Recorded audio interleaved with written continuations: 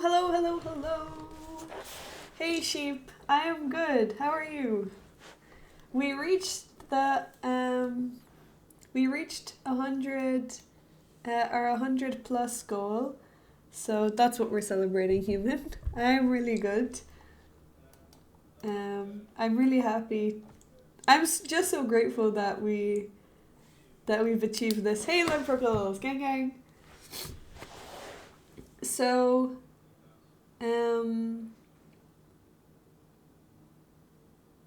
what was I going to say? So, I'm going to congrats 100 of what? 100 darlings. So, there is there's this thing called Plus program on Twitch where if you get 100 points, sub points, for 3 consecutive months, you get 60% of your of the money that you make on Twitch. So currently I'm getting 50%. So if you haven't reached this program, then you only get 50% of your income. So for every sub, I would only get half the amount that you guys pay.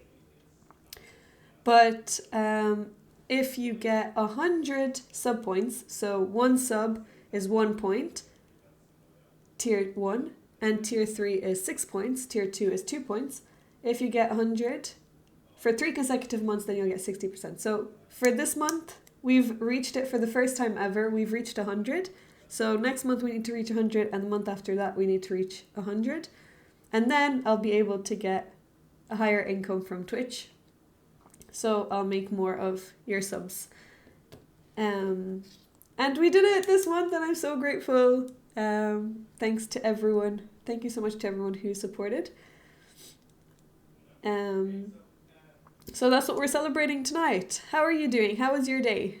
Want to play a quick puzzle battle? Sure, let's do it. Let me just open up a different...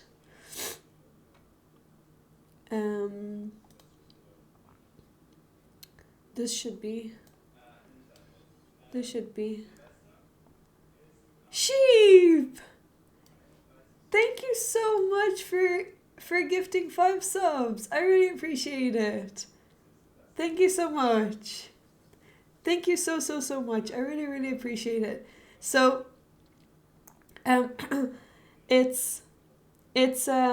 so gifted subs don't count. Oh, you have a date. That's exciting. Where are you going?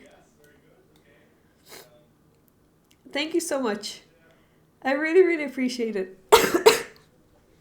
So, for next month, if anybody wants to help with the goal, gifted subs don't count. It's only your own subs. So Twitch are encouraging individual people to subscribe, which makes sense, I guess. Where are you going for the date? Wait, did you have a date last time as well? I can't remember. Wait, let me see what you said, TJ. I drew what was an absolute waste of a 15-10 game. I thought my opponent had perpetual check. As it was, they were hanging there. No! Queen over and over, and I didn't know. Oh no.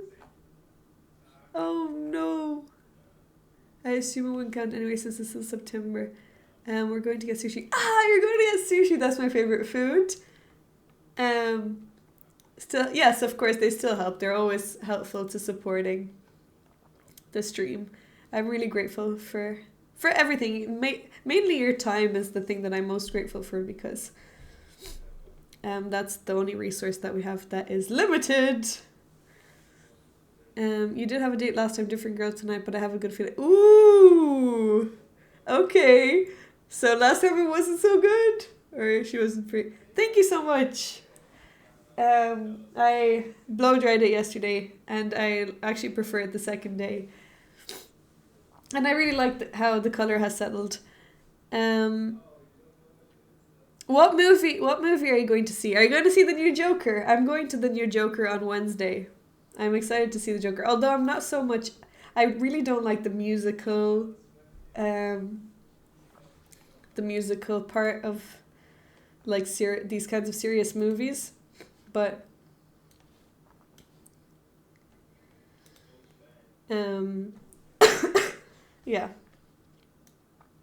Okay, so we are gonna do a puzzle battle. Whenever you're ready. Wait, do I have... Ooh, maybe I actually have... No, I don't. Do I have a scene that's just for puzzle battle, I wonder? Puzzle Rush 2? Wait, let me just see if I have a... I don't think I have a thing just for Puzzle Rush. Okay, then I'll just add a new one. She's into action movies, so I got tickets for Transformers. Ooh! I don't know anything about it. Joker looks good. Is it supposed to be a sequel? Yeah, it's supposed to be a sequel, and Lady Gaga is supposed to be in it. I think she's playing, what's the name? Joker's partner. Harley Quinn. That's it. Lady Gaga is supposed to play Harley Quinn. Transformers. I love the Transformers movie. I didn't know there was a new one out. I saw the last one in cinemas. I actually saw it in 4DX, and it was such a great experience. I definitely recommend going to action movies in 4DX. She's also releasing an album. I didn't know that. That's exciting. What? Wait, I wanted to put in puzzle battle. Okay, let me just put this in. Wait, did you send me a challenge? No, I don't think so. What the heck is 4DX? Well, actually, I think Lady Gaga is a great actress. She was in A Star Is Born, which I really enjoyed, and also in House of Gucci. She didn't sing in House of Gucci, but she sang in A Star Is Born, and I think she's going to sing in this one as well. But 4DX is... it's where... it's 3D, and it's also... You also, like... feel things. So there's water. If there's like a water shot or something, your seat moves when I don't know, like there's a car crash or something. Like maybe you'll go up, or like your seat will move. You also smell things that are supposed to that the movie is supposed to like. It's supposed to be like an immersive experience, but one of the best experiences of my entire life was seeing Avatar in 4DX in Paris. Oh my goodness. I cannot explain how magical it was to like already seeing Avatar. Just the visuals are really crazy, but the storyline is okay, but the visuals are so nice. But when you have smell attached to it, you could... Oh, the smell that they added was so perfect for when they were in the Waterland. It was so beautiful. I actually felt like I was there. And then when they were having like the action scenes, you would move in the seat, and it was... if I could go back in time... I mean... Okay, there's a lot of experiences that I would like to relive, but that is definitely one of them. I was so tempted to go the next day, but we were leaving Paris. That was our last day in Paris, and we spent it in the cinema, and it sounds lame, but it was just... it was so incredible. Also, if you ever go to Germany, go to Europa Park and go to the... I think it's called the Voletarium, and it's like kind of an airplane simulation where... Well, it's like you're actually like flying over the world. Oh, and it's just so wonderful. You prefer IMAX over 4DX? IMAX is cool, but no, I definitely prefer 4DX. I also saw The Little Mermaid in 4DX. And that was cute. That was actually cute. That was a fun one. But it wasn't magical, but it was good. Let me just fix the layout. If I click play, I need to add this. So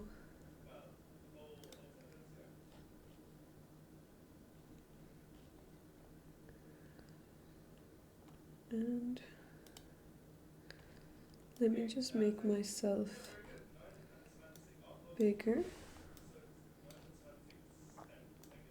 Okay, this person has a head start, which is always a great thing. I love giving people head starts. Mainly I was doing this just to hydrate. Hey, Palmer's Destroyer.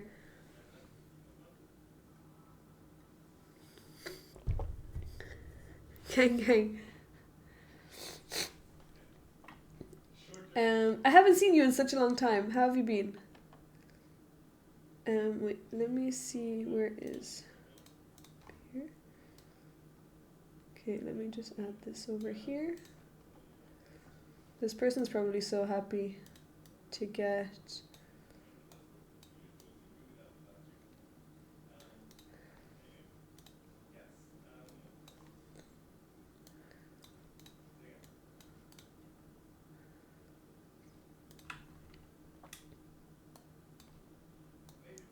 my OCD is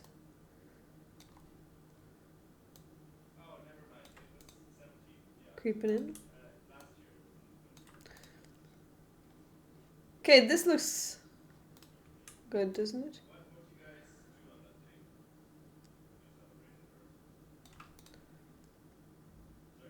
Okay, here we go.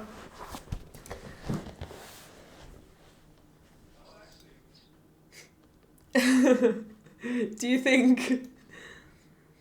Okay, we have 1 minute to beat this person. Let's see. We gave them a 1 minute head start. Let's see if we can catch up. Wait. Oh yeah, we take the bishop. Okay, we take here and here. There. Okay.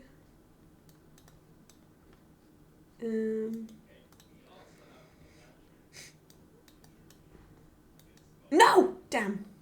No! I got 2 wrong. I don't know if we're gonna do it. 32. Okay, let's go here and here and here. Let's go here.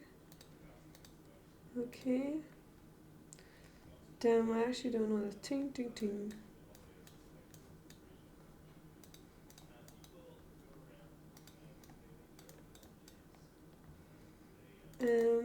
I don't have much time.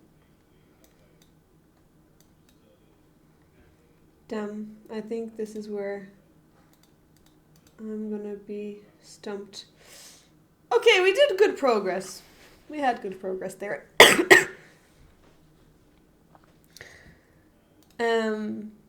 Want to analyze my game? Okay, we'll do a guess the ELO, yes. But first I need to, human person, you need to send me a challenge because you wanted to play Puzzle Battle. You're sick. Yes. Actually, I'm feeling the best so far of my sickness today, but yesterday was quite bad, and a few days ago was much worse. But yes, I am still recovering from Olympiad sickness. I think Anna Maya is also sick. Most people from the Olympiad got sick.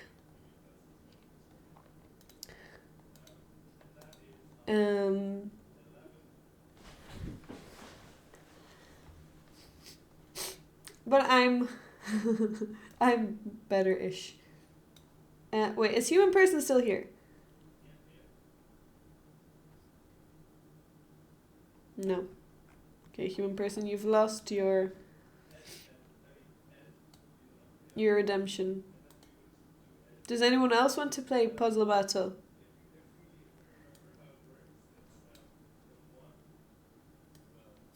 Yes. Well, I'm sure you'd be surprised. COVID Olympiad variation. So maybe I'm lying to myself and trying to manifest that it's not COVID because I feel like COVID has a bigger stigma. But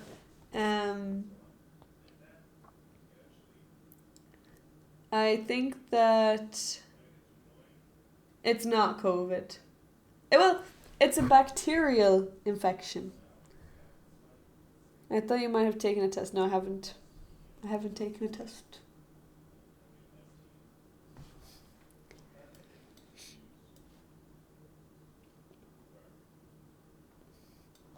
No one else has caught it though, so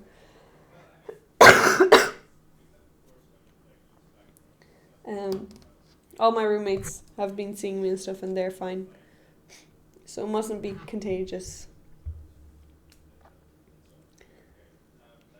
But yes, I should have taken a test. Well, also I mostly stayed in my room the whole time. I mean, okay, I'm just excusing myself, but yes, I didn't take a test. Um, does anyone want to play Puzzle Battle, or will we go straight into analyzing the game and guessing the ELO?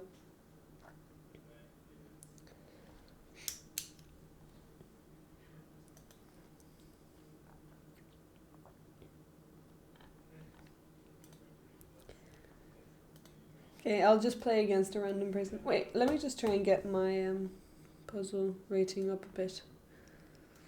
I used to play this a lot when I first started streaming. I thought this was the coolest thing ever. Wait, do I take that? Mm-hmm.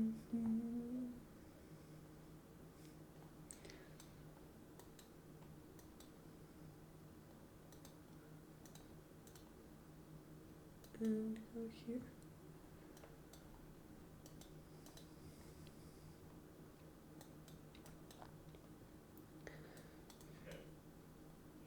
Okay.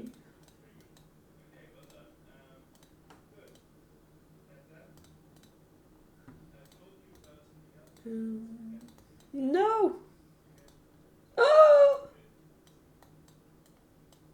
Wait, they didn't get any wrong. That was kind of annoying.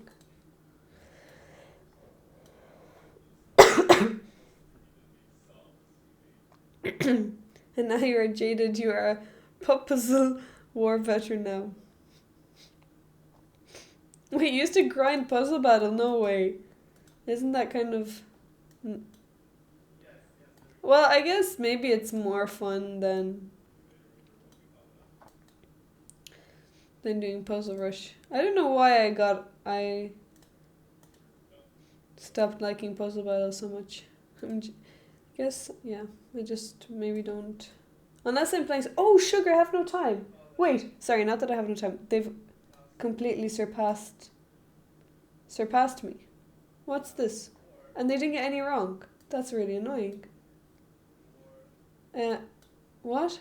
Okay, I got it. I'm finished. You got your best 3-minute scores. So I guess this would be the equivalent to Puzzle Rush. Wait, what is the answer to this puzzle? Oh, sorry, it's check and then you win the bishop.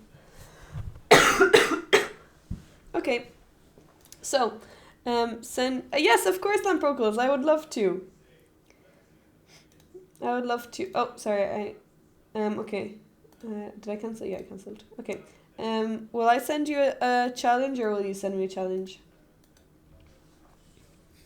It's a bit easier than Puzzle. Okay, than Puzzle Rush.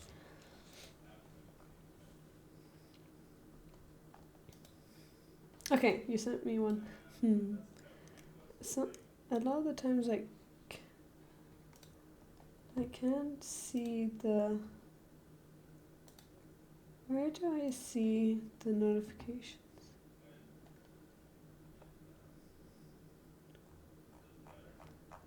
I don't know why I can't see them.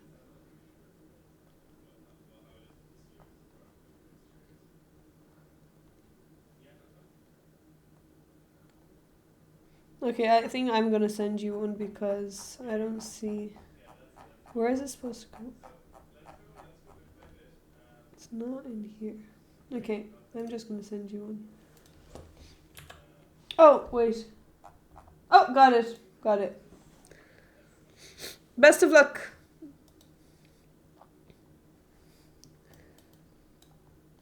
Okay.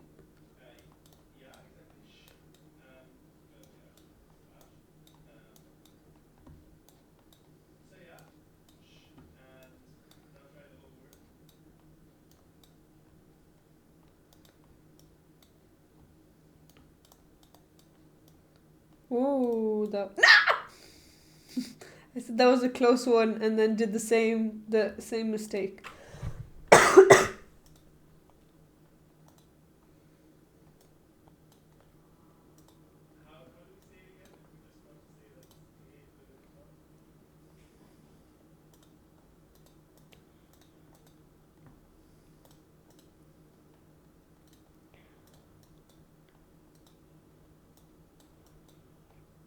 Hmm.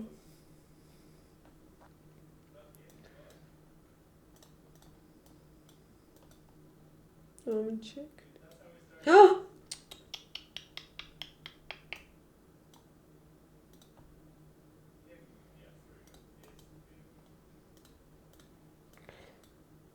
I got 2 wrong. If I get another one wrong, it's gonna be over for me.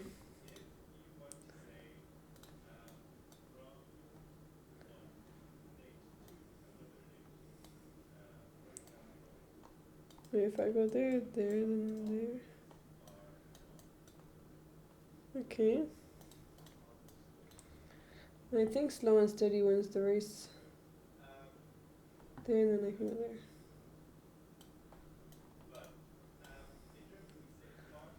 Okay. Oh! And Broca's got one wrong.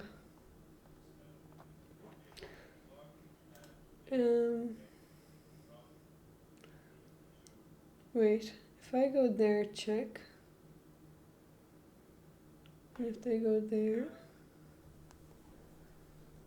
then I'll go there. And then check there.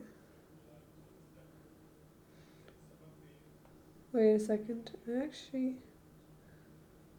wait there. We're doing the same one now.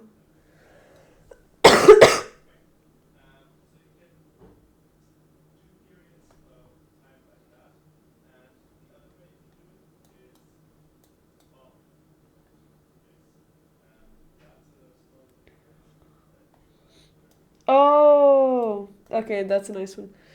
Actually, yeah.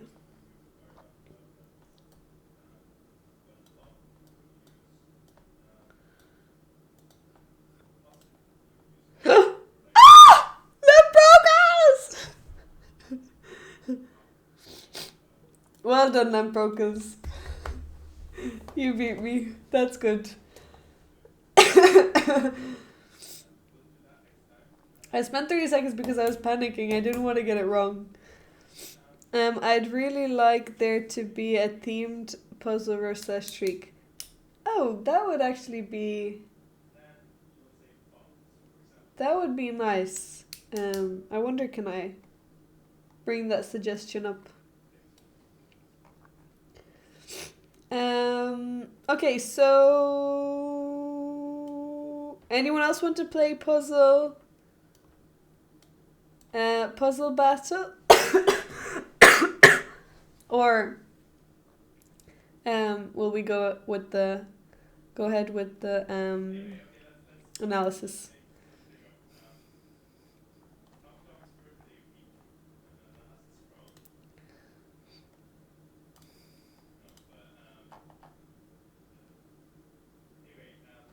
Okay, I think we're gonna go for...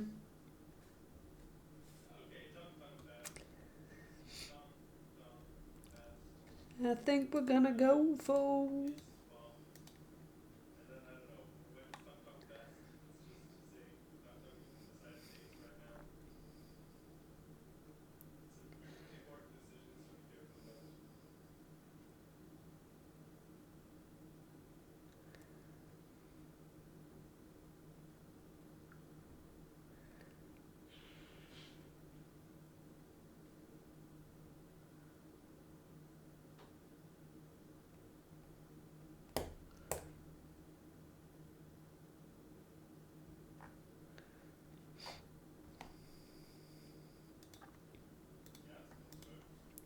So, Goku, where did you send the...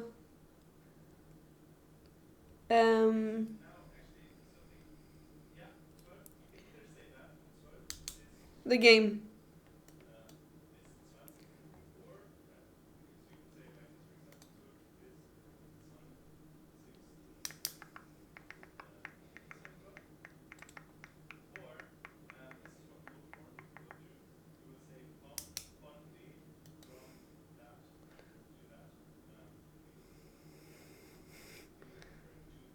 Yeah, sure. That sounds good.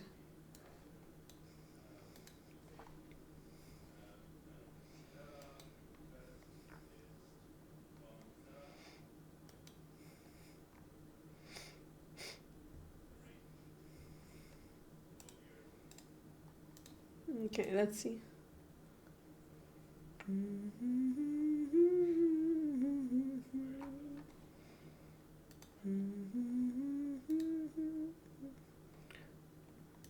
Okay, I'll just copy it.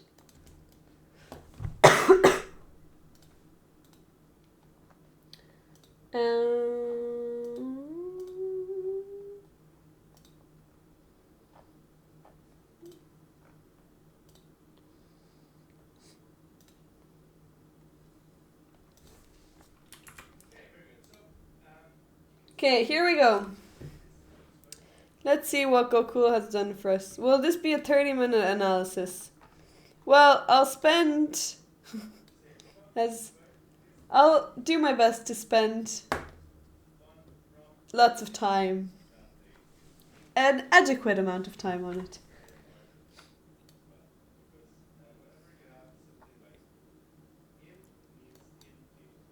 Also, I think that this chess.com logo should be up here. I think it looks better if it's there.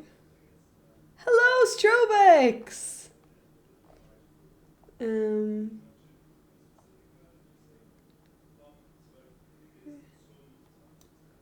How are you doing? I haven't seen you in a really long time. How have you been?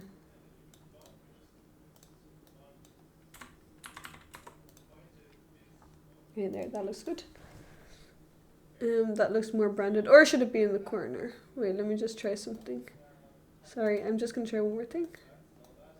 Does it look better down or at the top corner?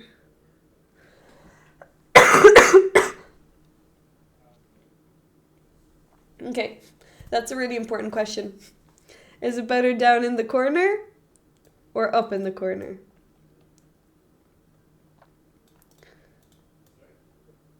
Where does the logo look better? It's a very important aesthetic question. A lot of changes. What changes? Top, okay. Top looks better.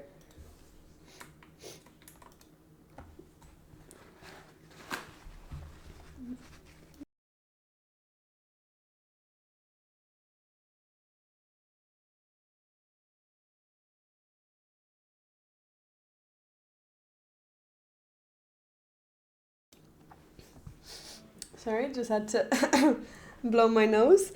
What job have you gotten? And where did you move? Did you move far away? Okay, let's have a look. So, Black actually won this game. Let's look at it from Black's perspective. We have a French! Question of the day. Which one of the darlings plays the French?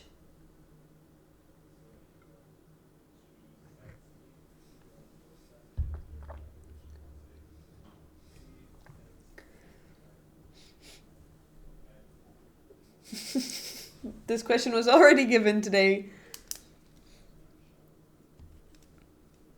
Also, it was Dr. Zeus's birthday on Saturday.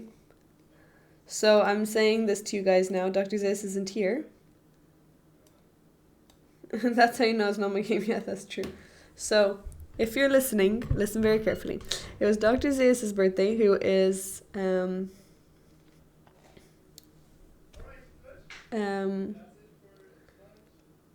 special darling.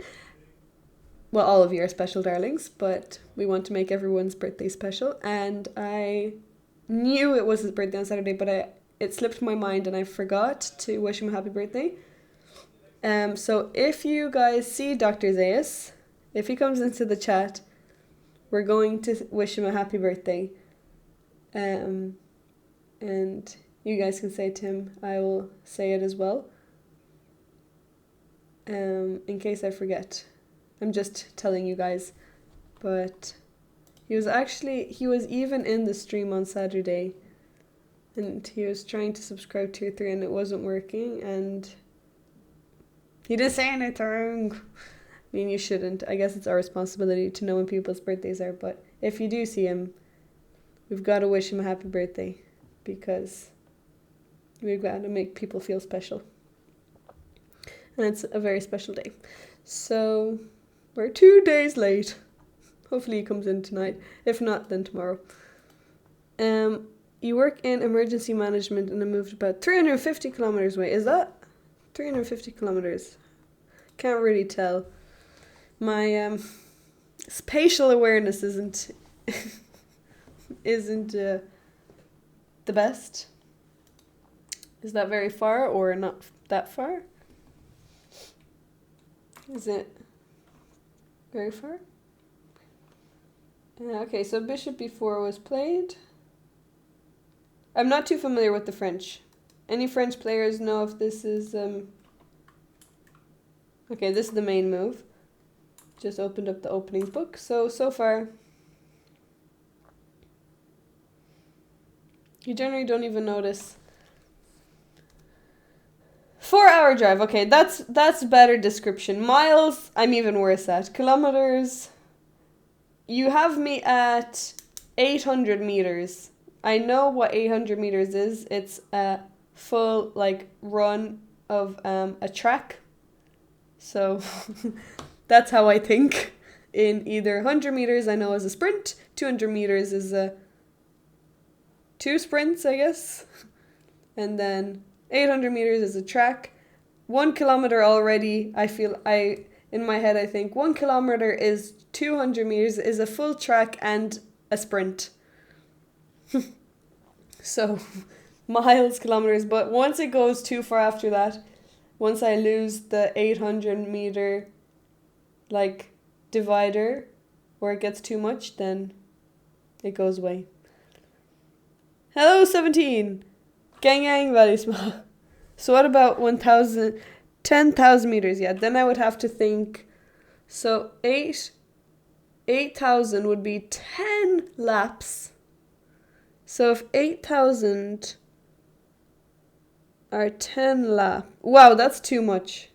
Wait, no, 8,000 are 10 laps, so that would just be over 10 laps. So that's probably 12 laps or something.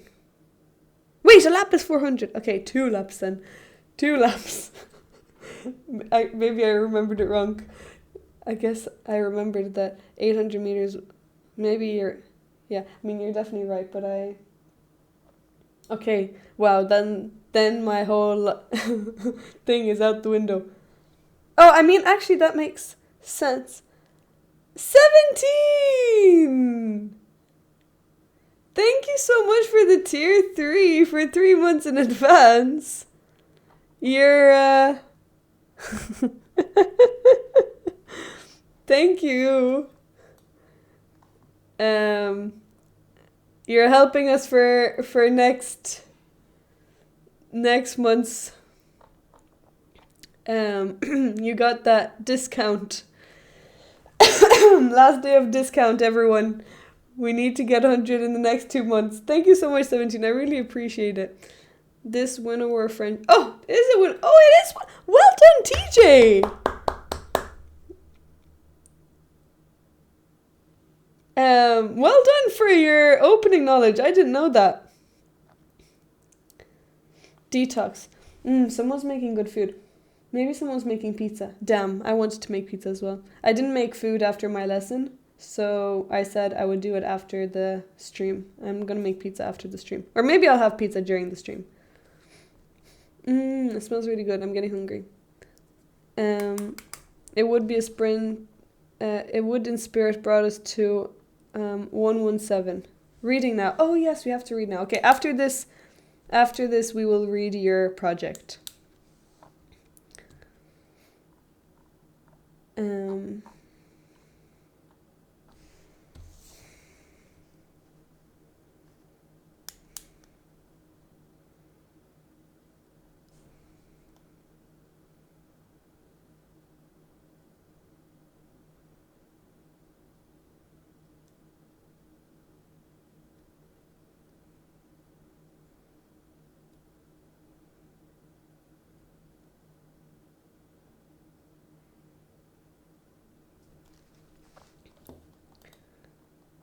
Oh, 400 is actually a full sprint, which makes sense because you need 4 people.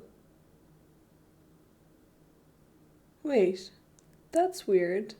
When I did, okay, that makes, well, I guess when I did 200 by 4 relay, that was actually 2 laps.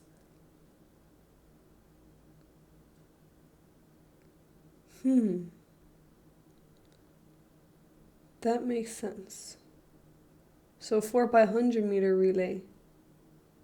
Yeah, you actually do complete the lap. That makes some sense. Okay, so c5 was played. a3, bishop takes, pawn takes. This is all mainline theory, I guess. Knight out. So the main move is actually knight e7. Knight c6. So out of 9,000 games... No, out of 15,000 games, knight e7 has 9,000 played.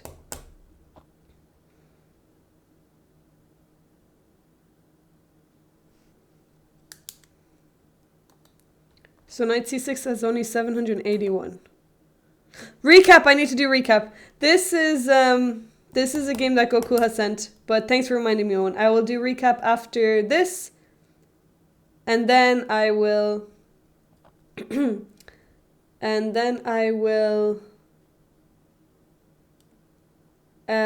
recap, and then we will read Patrick's project. Hopefully I'm still alive by then. Okay, queen out, attacking on g7. Hello, thanks for the follow. G6, protecting the pawn. Ooh, h4 is coming in. h6. Wait a second. Wait, let me just go through this game for a second because... Oh, never mind. I thought this was gonna be Magnus's game against Alireza yesterday. It looks very familiar. Knowing Goku, he would have done that.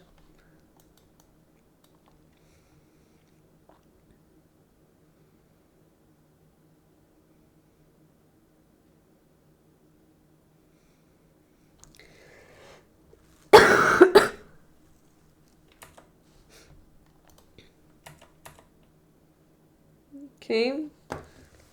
Queen a5 is attacking here. So this has actually been played 6 times. Oh, I actually have the games here. I can see who they were. And thanks for the follow. Welcome to the channel.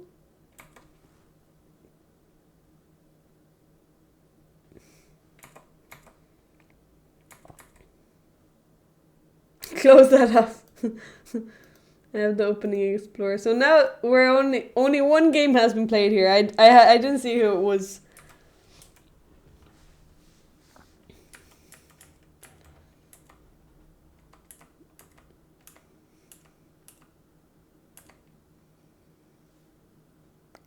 Hello, thanks for the follow. We're getting loads of followers. Oh no, don't tell me the bot has started.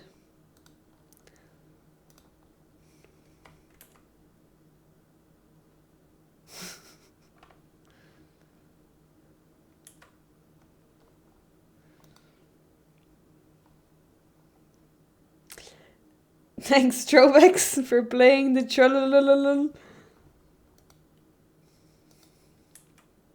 I wonder, could that even be heard?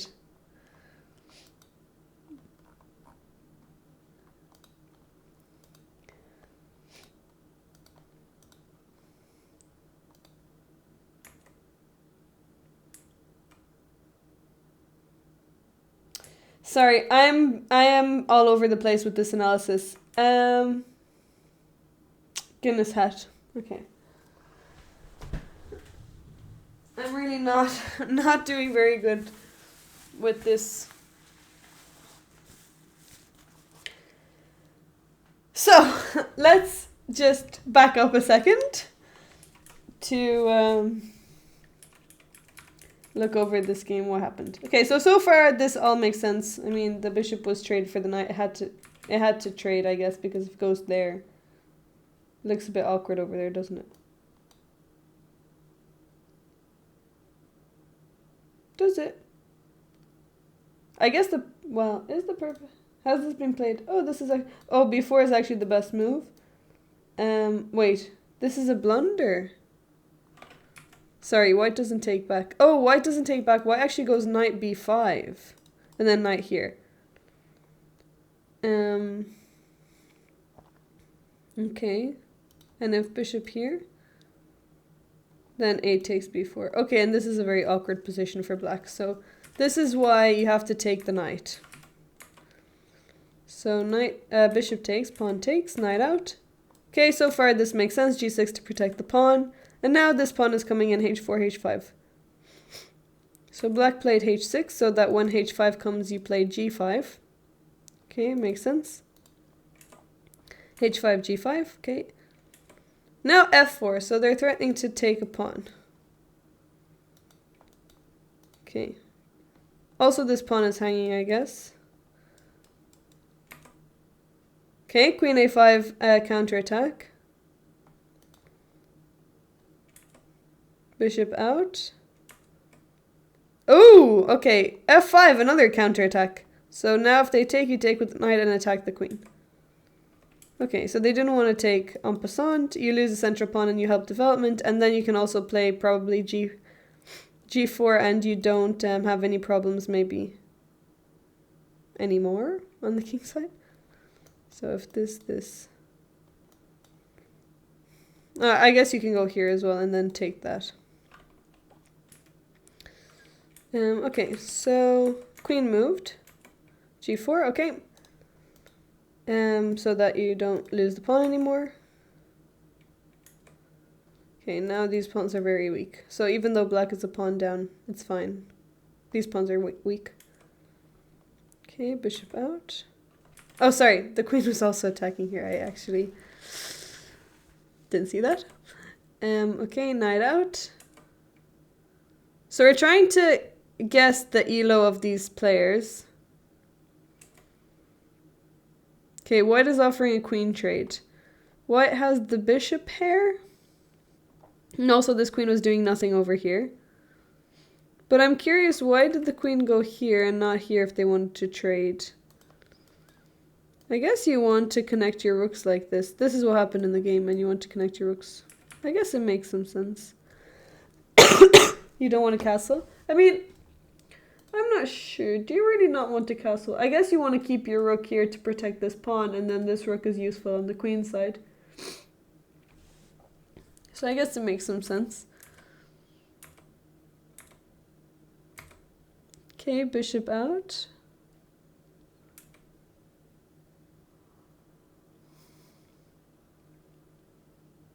a4, what's the idea for that? Oh, okay, maybe stopping the bishop coming to a4 and then putting a target here. And then you can bring your knight here and then white can't take because this pawn is going to be vulnerable. So a4 stops bishop a4. Maybe. Oh, I guess it also maybe will offer a bishop trade here. And you're happy to trade this bishop out. Well, I mean, even though this is black's bad square bishop, you probably want to trade it.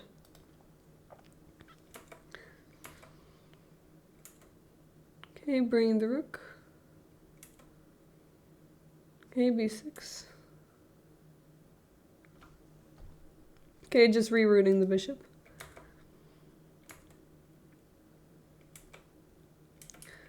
Okay, so knight to c6 to go back to d8. What is this knight doing? And then it wants to go here. b7 and c5. Okay, sure. We love a maneuvering knight. Rook b8. Okay. I mean, I would be more tempted to bring it to c8, but I guess...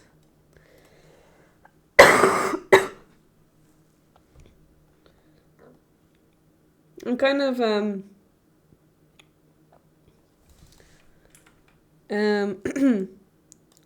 not so sure about rook here.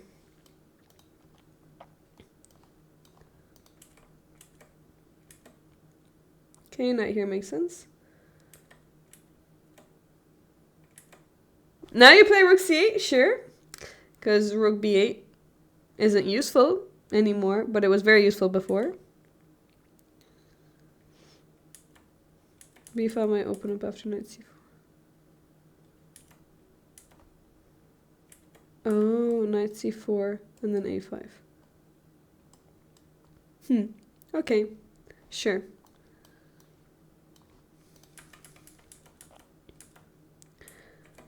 Okay.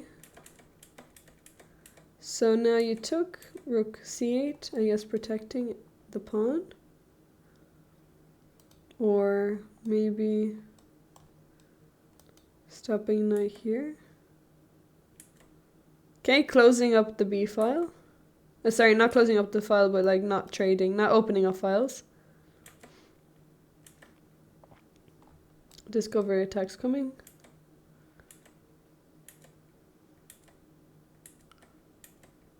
Trade.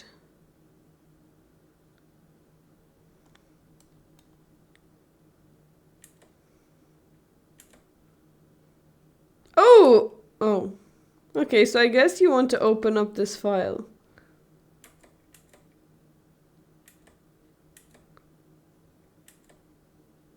Nice, pinning.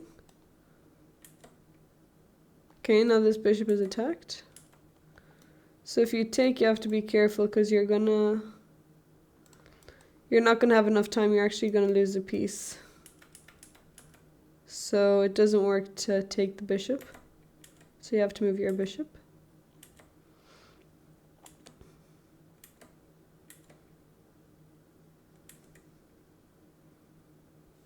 Okay, if this, then you take here. There's no check because you take back. So if takes, you take here, they take, and then you take the knight back. And then this pawn is hanging, so you can take the knight. Okay.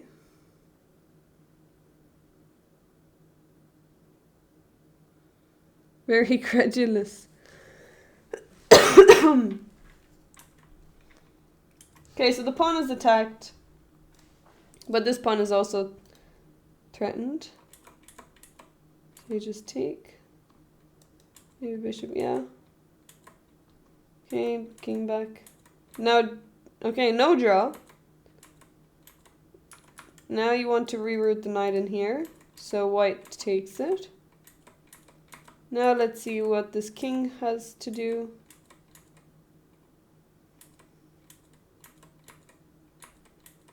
Okay, so b4 is to give space here. I guess you want to go here and take these pawns. And since white can't create a passed pawn because you have a bishop. Oh, that's where you want to go.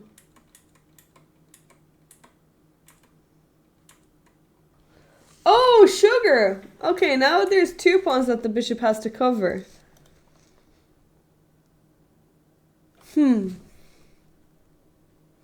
Wait, what happened? Wait, what? Okay, this is getting kind of crazy. So pawn here. White is 2 pawns away from queening. b4, but then you're gonna also queen. Oh my goodness. Don't tell me you queen with, you promote with knight. Wait, why didn't you promote this one first? What the heck is this? Wait, why did they promote this one? Oh, to avoid this f3 check. Okay, maybe. What? Bishop e4? What the heck is that? Oh, I guess to not lose the bishop. And you're gonna queen anyway?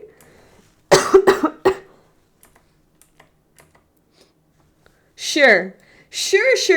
We're blocking the check and now there's still a check there, but after you go here, there's no checks. Of course, promote to knight. What else? What else could you promote to than the lowest value piece that you can promote to? Because maybe you're going to get another piece. That is crazy. Sure. I am going to say that this is... Well, first I was going to say that this is Grandmaster Play. But since this is so good... Also, one sec. I'm actually going to change... I'm going to take away the blur because it's covering a lot of the Guinness hat. And we don't want to cover up the Guinness hat.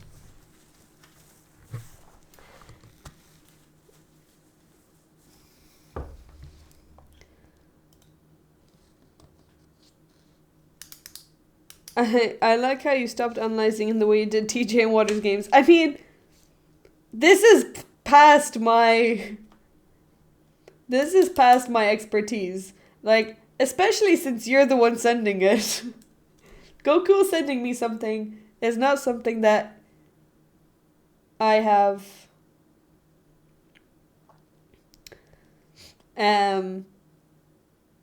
it's not for analysis purpose, it's more to entertain. So, wait, also let me change this because we actually have 107 darlings now. Points. Okay, I'm gonna guess that this is...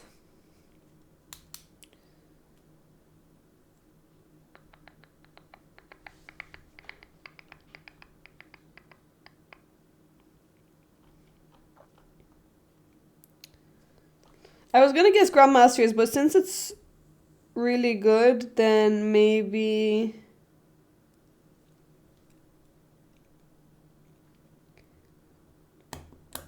It's lower because it's harder to believe. But then they would be known players.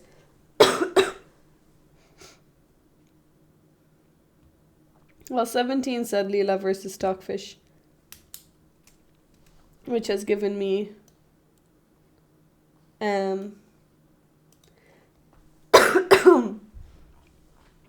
what's it called? Like... a side...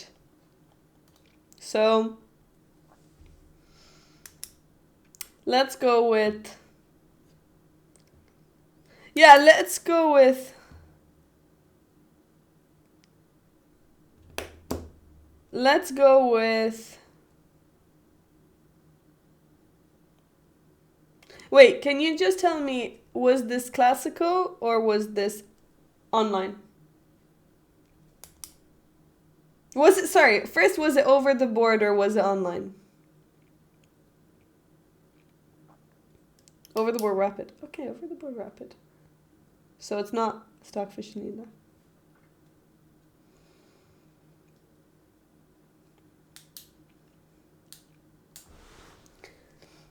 What over the board rapid was played recently?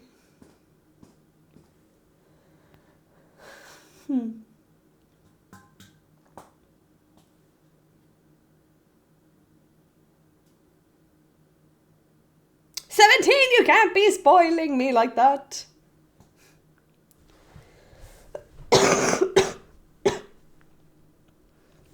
Okay, I'm gonna guess.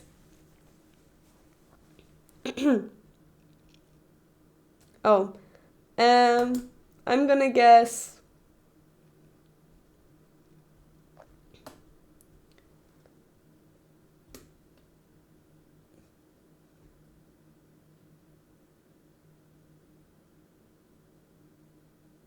The ratings? Okay, I'm gonna guess they're both GMs.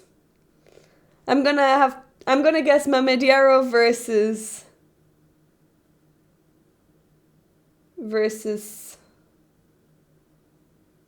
I don't know. I don't know who even plays these things. Ivanchuk.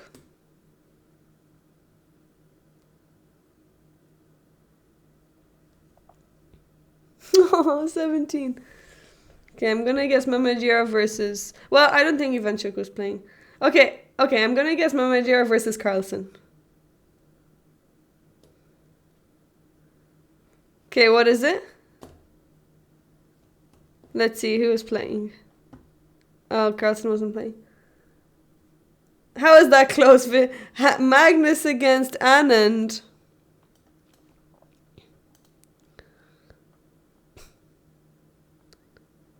Okay, Carlson versus Anand. Okay, I guess Carlson next, so I get 1. Wow, insane. In 2023. That's insane. I did guess Magnus. Okay. If only Mamadyrov was with black, that would be great. I mean, I guess it makes sense that it was Carlson, since it was insane.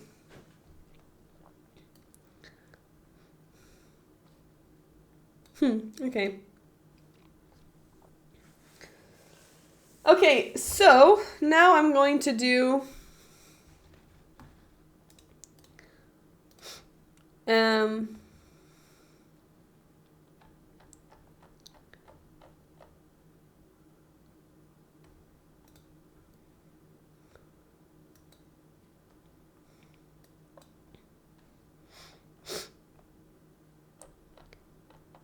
I'm going to do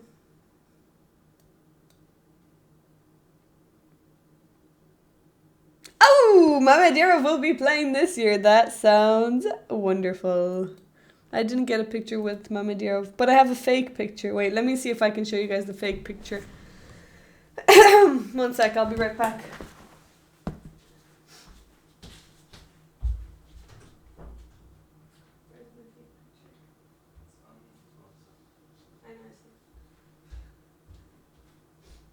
Wait, where did I put it? Oh, is it here? Oh, it actually was already in the room. It was already in the room. Here is my fake picture of Mamadyrov and Diana Pomniachtchi and Lula. There's little Mamadyrov that's not real, but it looks real enough. But they're only projections. So this is the fake picture that I got. How sad is that? But doesn't Lula look absolutely incredible? Like, it actually looks like Lula is also projection, and I'm just here trying to be in with the cool kids. But look how beautiful she looks. She actually looks like a doll, a model. Anyways, that's the fake picture I have of Mamadyrov. You found out, Shania, yeah, Lula is really tall.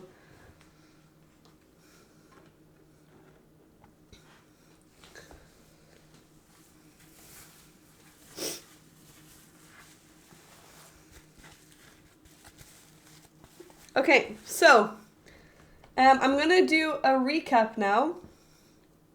I'm gonna do a recap, and this is gonna be going on YouTube. It's gonna go on the tube.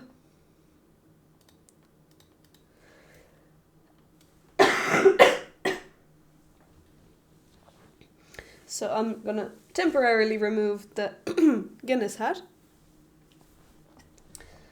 and get ready for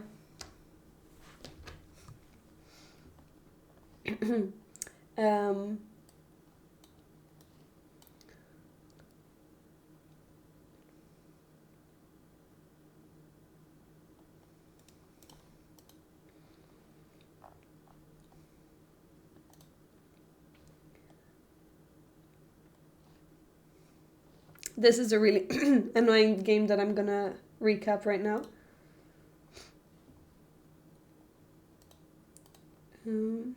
So, where is it? I have to go into women's.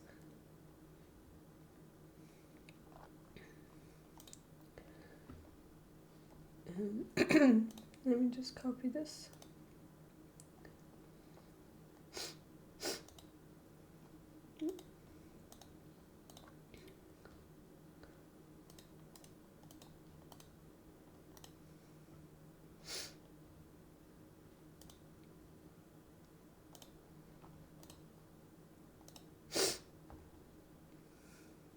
My cold is actually getting worse, I feel like.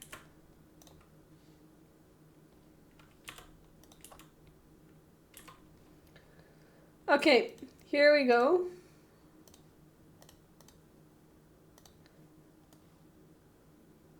Hou Yifan is competing! No way!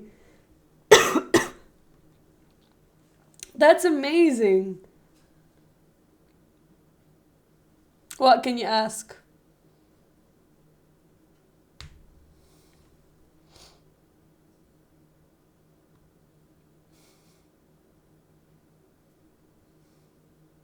It's your favorite emote! Oh, hello, Fiedler.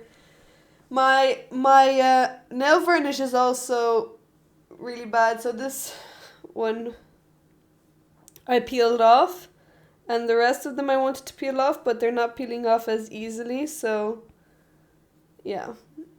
I have 2 fingers that have no nail varnish, and the rest do have little bits, so ignore that. Oh, you're gonna meet a few of them this week. That's really cool. Oh yeah, I guess you'll be in the US. It's being played in the US. Okay, one sec.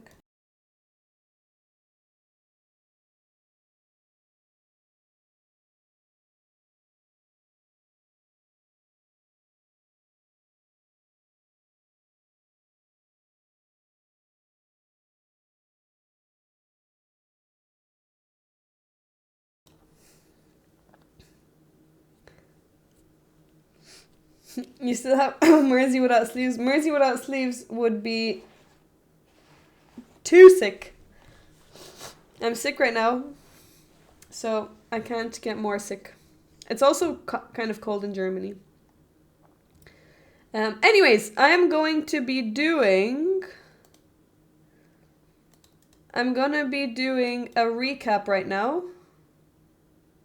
Am I gonna respond to the chat? No.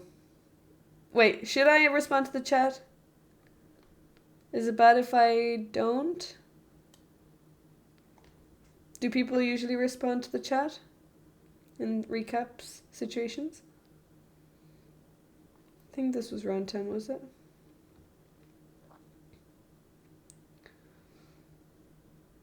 It was round 10, I think.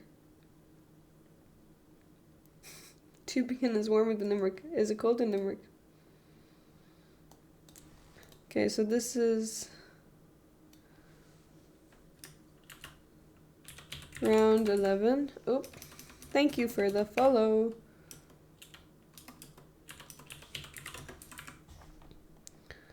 Ireland versus...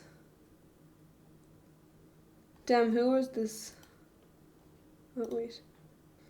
Wait, I have to go back. Watch events. Yes, round 11 was the win. Yes, but this is... Oh, sorry, round 10. Sorry, I thought round 11 was the previous one, but yes, round 10.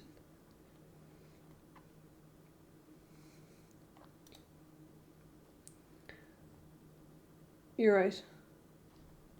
Sorry. I thought, I don't know what I thought. No, actually, the weird thing is I knew it was round 10, but I wrote 11 for some reason. Because my brain is weird. Okay, Mirza. Panama, 2-2. Okay, Ireland versus Panama.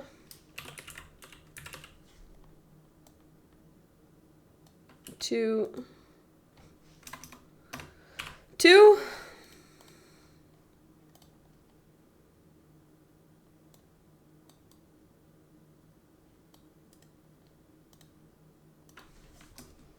I needed a bit more.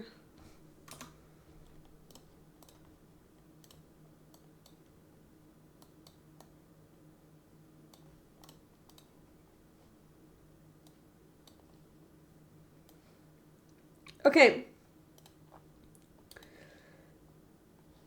So,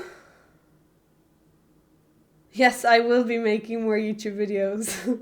I'm currently recording one right now. So what's gonna happen is I'm turning off the music And what I'm gonna do is recap round 10 because I haven't recapped 2 rounds, but we already did 11 and I need to do 10 and I can't post 11 before I post 10 because of sequence. And I just can't let myself do that. So we're gonna recap the second last round of the Olympiad. And I am not going to speak to you guys while I do it. So I am yes, I know. I saw on her story that she's at Blumanda, so she's probably streaming on Blumanda's channel.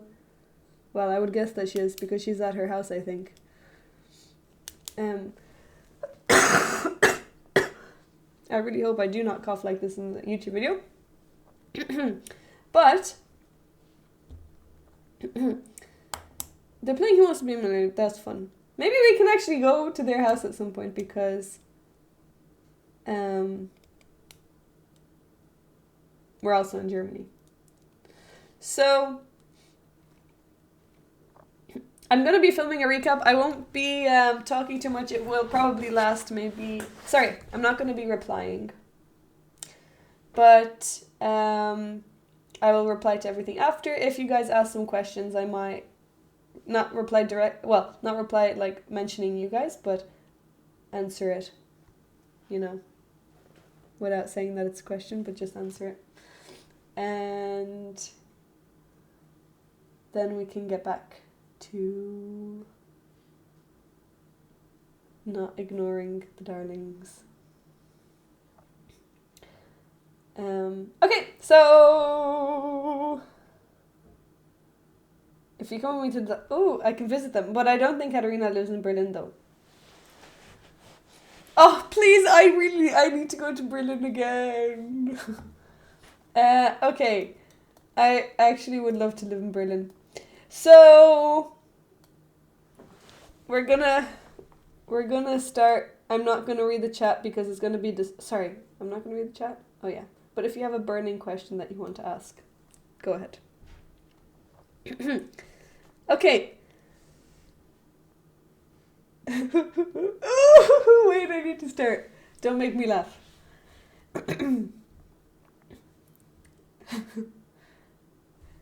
Hello everyone and welcome back to another recap. We are analysing round 10 of the Olympiad.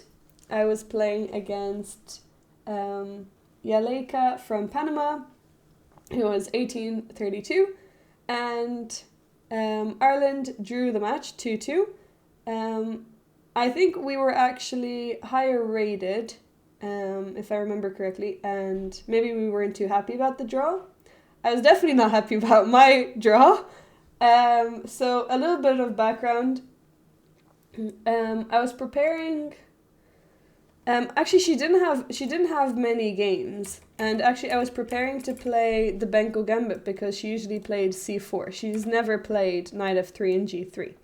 But previously in the tournament, I played against the woman from Zimbabwe, and in my game against the woman from Zimbabwe, she played this system with knight f3, g3, which she had played before, so she had obviously prepared that game, which is kind of, I guess I should have expected, well, not expected, but I should have been prepared for that because usually I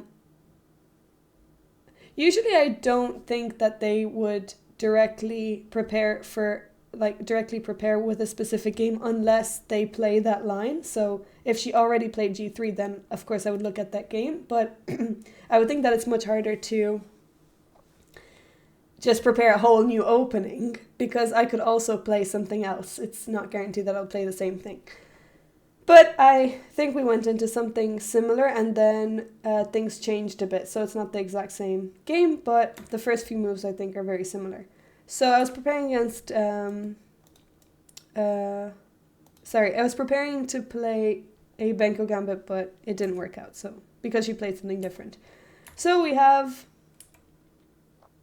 I guess just a g3 setup. I don't think you can call this the Catalan without c4, but I could be mistaken. So I guess the openings book says that this is called Indian game, but I guess just fianchettoing your bishop here.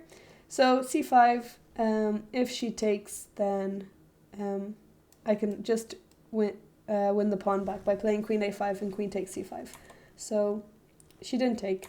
Oh yeah, so here I was expecting d5 because you don't really want to allow black to capture, or c3. But she played bishop out, so now she just let me take, which is kind of which is kind of good for black, I would say. So she took back with the knight. I developed my bishop. So far this is all normal.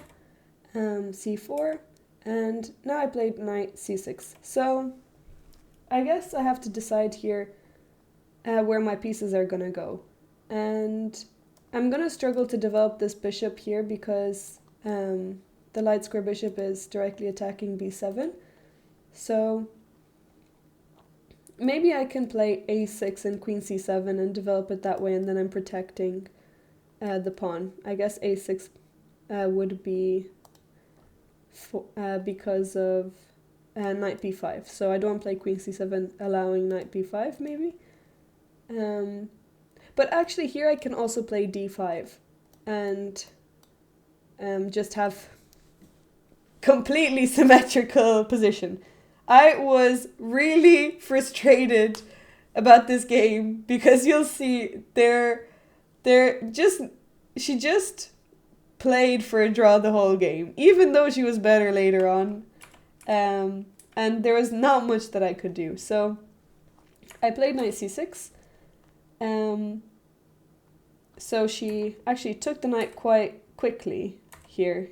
Well, not quickly, I guess she spent 3 minutes. But probably I don't think she should have taken. I think maybe knight c3 would have been better. Because if I take, then she'll just take back with the queen, and I don't have any good discovered attacks. I mean, if I do that, then she'll just take. If I do this, she'll just take. So my only discovered attacks would be knight e8 and knight h5. And then she'll just move her queen, and then my knight is misplaced. So I guess it's scary sometimes to have your queen on a bishop's diagonal, but if there are no good discovered attacks, then there's no issue with it, because I'll move and attack the queen. She will move her queen probably like maybe d3. And now I'm going to end up spending another move moving my knight, and she still got to develop her queen. So I've actually helped her maybe a little bit. Yeah, so I don't think she should have rushed to take, because this knight on d4 is actually quite a well-placed knight. So she took, and here I took with the b-pawn. So I wasn't 100% sure. I didn't actually spend too much time. I wish I would have spent more time. I did consider taking with the d-pawn, but I thought that if I take with the d-pawn, I'm gonna allow a queen trade, and then I thought that she would just develop her knight, develop her bishop, and then trade rooks, and I thought that this is just making the position even more symmetrical. But actually, this is good for black, because I have this move, bishop e6, which I didn't think about. I didn't think too deeply about, because I'm attacking her pawn, and the only way she can defend the pawn is to play b3. But now this diagonal opens up, and it's now winning for black. So black can now just move the knight out of the way. I can move it anywhere, really. So let's say knight g4. I'm attacking the knight. The knight can't move because then I take the rook. So she has to defend her knight like this by developing her bishop. And now I have this move, rook d2. So I'm going to actually win some material here. She has to defend her bishop. If she moves it, I take the knight. So after she defends, I can just take her bishop and then take the knight. And now I have two pieces for a rook, which is just much better. Especially these bishops are really strong. And this bishop is okay, but it's not as strong as this dark square bishop. So, yeah, I guess I misevaluated maybe how strong my position would be if the queens were traded. And if she doesn't trade queens, let's say if she just plays queen c2, I am ahead in development. And I can also play bishop f5, maybe attacking her, but I guess she has e4. So if I play bishop f5 here, then maybe she can play here. So maybe I don't want to allow that. But I guess, I mean, this is still equal. So everyone got sick after the Olympiad, so I'm recovering from a cough. But yeah. It would have been actually objectively better to take with the d pawn, but I thought it was too symmetrical because I'm just going to have the same pawn structure. So I took with the b pawn, and I thought that, well, I'll just play d5 and e5 later on, and I have two central pawns. So she developed her queen. I played queen c7. Maybe I could have actually just played d5 immediately. And then if the pawn takes, just take with the pawn, and yeah, I can just develop my bishop to f5. Now e4 doesn't work anymore because I have the d5 pawn, and then just play rook c8. So actually this looks really good. I don't know why I played queen c7. Oh, I played queen c7 because I didn't want to allow this. I didn't want to allow rook d1. And now if I play bishop f5, if she plays e4, I guess I can actually just take it because I have my bishop. And if she takes with the queen, then I'm just gonna okay, I'm an exchange up, so I'm not a full rook up, I'm an exchange up. I mean, still completely winning. So bishop f5 is actually good here. I guess the queen has to move somewhere, and now I have a lot of space, and I'm gonna have an opportunity to move my queen next anyways. Okay, so d5, yeah, would have been better here. Anyways, I played queen c7. Some of my moves here won't make a lot of sense, maybe, now looking back on them. So I played a5 because I wanted to bring my bishop to a6. I don't know why I didn't play d5, because initially that was my plan. That's why I took with the b pawn to play d5. So here again I could have just played d5. I don't know why I didn't. Oh wait, I do know why I didn't. I didn't because I can't take back with the pawn because my queen is hanging. So I have to take with the knight, and then I'm attacking the rook, but she can just play bishop b2. So I actually, yeah, I didn't like that position so much, so that's why I didn't play d5. So I played a5 and wanted to bring my bishop out here. She developed her bishop. I brought my bishop out as well. She developed her knight, and yeah, this position, I was trying to do something, but it was just very equal. She brought her rook to c1. Yeah, and here, this is the move which I regretted straight after I moved it. So how long did I spend? Yeah, I spent 3 minutes. So my plan is to play d5. And I need to move my queen out of the way in order to do that, because when the pawn takes, I don't want my queen to be... Well, I'm gonna lose a piece. So, a rook, I guess. So pawn takes, queen takes, rook takes, and then rook takes. So I need to move my queen out of the way so that my rook can be the one hitting the queen. But I have to choose where to bring the queen. So I have these squares to choose from. The reason why I chose b8 is because I wanted to play bishop b7 and queen a8. So this was my plan. But immediately after, I regretted it because I think it would have been more useful on a7. And later on, you'll see why. But from a7, it's just a bit more active. This diagonal is more useful than this one. And also, I can still create the same plan, and I just am controlling more squares. I can also still I can still protect the 7th rank, which I think is important later on. But also another reason why I want to play b8 is because when I play rook c8, maybe I was thinking, I don't know, maybe I was thinking of bringing my queen to c8. I can't exactly remember, but yeah. Queen b8 is a move that I regret playing. Or regretted playing after I made the move. Okay, so now I'm able to play d5, because I have my rook here now. So here she played e5 almost immediately. Well, I guess she spent 3 minutes, but she was planning on playing e4. So my pawn structure I thought was great, but now all of a sudden I'm having some problems with it, because if I take here, I am left with this isolated pawn. If I take here, it's still again left with the isolated pawn. I can't push it because she'll just take it. And if I let her take, I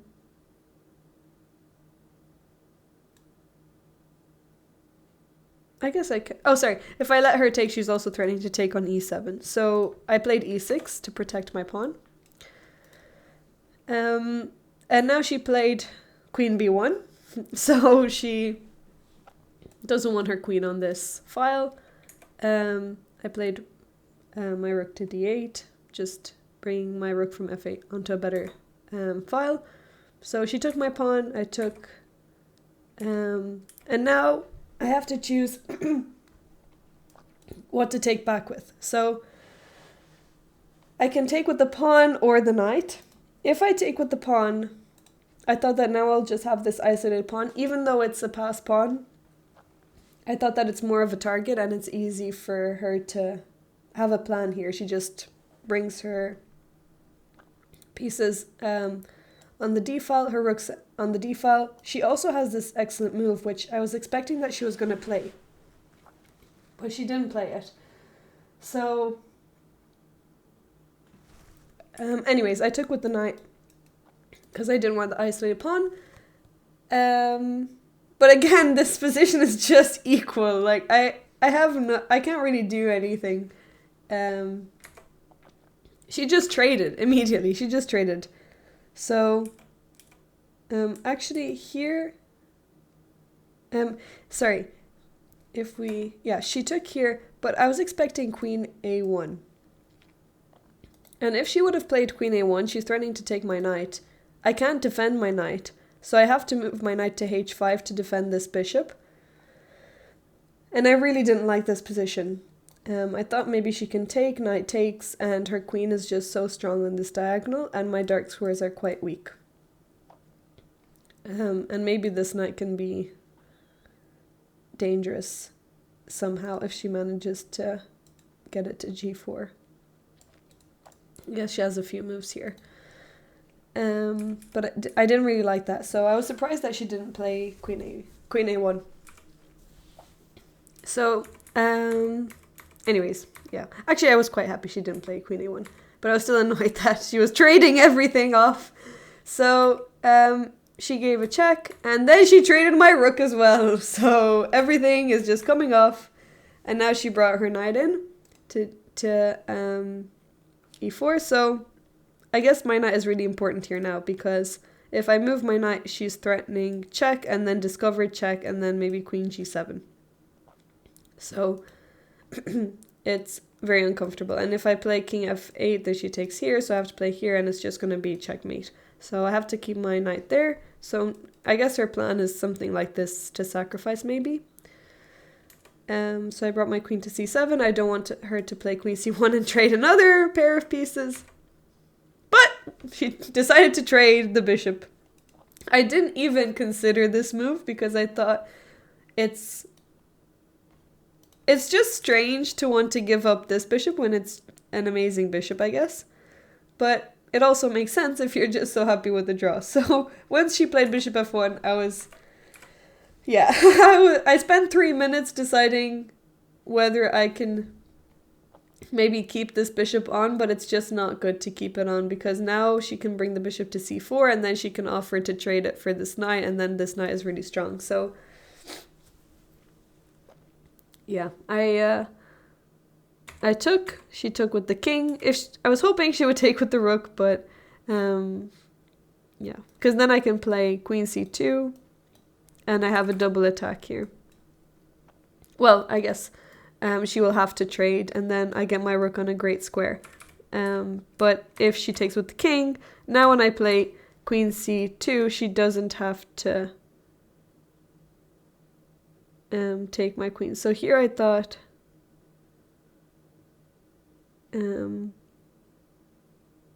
she would just play queen a1, but I guess my queen is still on a great square, so maybe I could have just played queen c2. I should have just played queen c2. Oh, sorry, no. Sorry. The difference is that when I play queen c2, she can play her rook here, and it's defended by the king, whereas if she takes with the rook, then when I play queen c2, she doesn't have rook d2. Sorry, e2. So that's the difference. So that's why I didn't play queen c2, because I thought that it would make life easier for her. So I played h5, wanting to play h4. She moved her queen, and now I played queen c2, because now this queen is threatening to come in here, knight g5, and then it's checkmate almost. I guess it's not checkmate yet, but it's just very dangerous. So played queen c2, she traded, and then she played rook here. And here, I wish this tactic worked, but I was trying to make this work, f5, and then once the knight moves, I have knight c3 check, and then I take this pawn, but she can just play knight here, and then she's attacking this pawn. And then when I give a check and take this one, she can just take this one. And her knight is better placed than my knight, and her king is closer to this pawn. And it doesn't look very good for me, or it doesn't look very easy to... She's the one who's putting the pressure on. So far, this game had no real chances yet, because she was just so happy to trade everything. So I tried to create something here, put her rook on a worse square, and then just brought my rook back. I didn't want to trade rooks just yet. She put her rook back, and now I played a4. So if she takes the pawn, then I would have played knight f4, put my knight on a better square, and then these pawns are quite weak, so eventually they would drop. So she didn't take, she just played king here. I brought my king up as well. Again, if she takes, these pawns are just weak. Sorry, and not only that, if she takes, there's also a fork, so that's why she moved her rook out of the way. So I took, she took, and then I played a4. So I'm getting rid of my isolated pawn. If she takes, then I can just play... if she takes, then I can play rook here, and then I pick up the pawn. So she defended it. I kicked her knight. Okay, she moved her knight out of the way, and then she brought her knight back. Here, yeah, we were getting very low on time. It's move 35 though, so we have 5 moves. I think this is the only game that we made time control in. So you get 30 minutes after 40 moves, and we're on move 35 right now. And it's the only game in the Olympiad in 11 rounds. Well, I guess I only played 9. In 9 rounds that I made it past 40 moves. So here I played a3. I didn't want to take and just give her this passed pawn, and what I thought was that when I play a3, then maybe I'll be able to take this pawn on a2, and then my pawn will be really strong. So a3, I don't know, it kind of backfired in a bit. So okay, she's attacking my rook. I have to move my rook out of the way. she's also protecting this square, which is kind of annoying. So I played rook here. I also really felt the pressure here, so I hate being under 10 minutes. And this is where time pressure gets to me. It's not 2 minutes, but under 10 minutes, I can't think. And I just see the clock ticking, and then I feel like I have no time. So, I think rook a6 is a bit passive, though. Maybe I should have just played rook c5. Because she can't play b4, I'll just take it. I was just paranoid about this pawn being attacked. So here she attacked my pawn with the knight. Now I just pushed g5. She's able to push b4, and now she's attacking here. Yeah, and I wasn't really sure what to do. So I can't defend the pawn again, but I guess I'm attacking this pawn. So if she takes with the rook, then I can take the rook, and then I take here, and now she can't defend this pawn, so I'll be a pawn up. And that's kind of what happened in the game. But I thought she could push a bit more, so she defended her pawn. Now she's threatening to take with the knight. I brought my king back to chase this annoying pass pawn that is just starting to come down the board. And here, I thought she could have just continued pushing. I don't know why she didn't continue pushing. Because if I play king c6 now, it's game over. Because I can't stop this pawn. So I have to play king c8. And she can continue with b7. And then I have to play king b8. And this pawn is just really uncomfortable. And now she can just take this. So, objectively, maybe this is equal. If we put the evaluation on, it's equal. But I was really worried about this position. I only have 3 minutes. I guess we made time control, so I would have had 30 minutes, but I feel like this position is much easier, especially, I guess if this knight moves, then I take the a-pawn, but maybe she can play rook here, move her knight, and then if she starts pushing this a-pawn, yeah, I'd be really worried. So I don't know why she didn't just push the pawn. Instead, she just took here and went for this trade, which I was really happy about because I thought that I would just win a pawn, which I did, but it's not enough. So she took, now I got this nice fork, and now I had to make a decision which pawn to take. I really wasn't sure. If I take this one, she has an an outside pass pawn, I guess, and it's harder for me to get to it with my king, or it will take longer. So I thought that I would take the a pawn, and now my king is closer to this one. But it's still not enough because she's going to end up threatening my g pawn. So she brought her king out. I attacked her pawn as well. And now she just gave this check, and she's looking to play something like this and then attack g5. So I moved my king out of the way. She played g4, fixing my pawn so that when she attacks it, I can't push it. Yeah, and here it's kind of annoying. It's just a dead draw. If I take, she takes, this will drop. If I push, again, she can just play knight here. And now it's, maybe it's even better for white. So she can, after I take here, she can take here, and now she has the passed g pawn. So I don't want to let that happen. So I just took here anyway, knight f7. I gave it a random check that didn't really help, check, but this is just, yeah, this is just a dead draw. So here I offered her a draw and she just accepted, but yeah, I was just annoyed that she had prepared, I don't know necessarily that she prepared a draw, but it seemed like she was happy to have a draw from early on in the game, and it's never nice when that happens when you want to put up a fight, but I guess you have less control when you're black and the position is just equal. So maybe my opening choice wasn't the best. But this was round 10. thank you so much for watching, and I will see you in the next recap. Thanks for watching. Goodbye. Okay, darlings. So thank you so much, Bumboba B, for the raid. Sorry. Talk about what you play against Snyder 3. I was making a YouTube video. So I was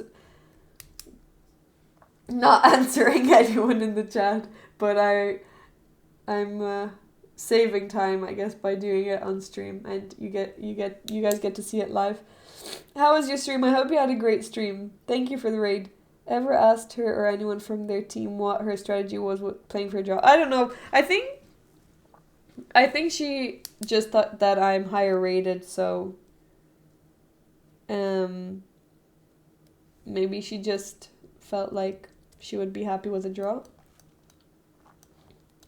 But it's annoying because I did think that I was a stronger player than her after looking at her games, and I was kind of looking forward to getting a win.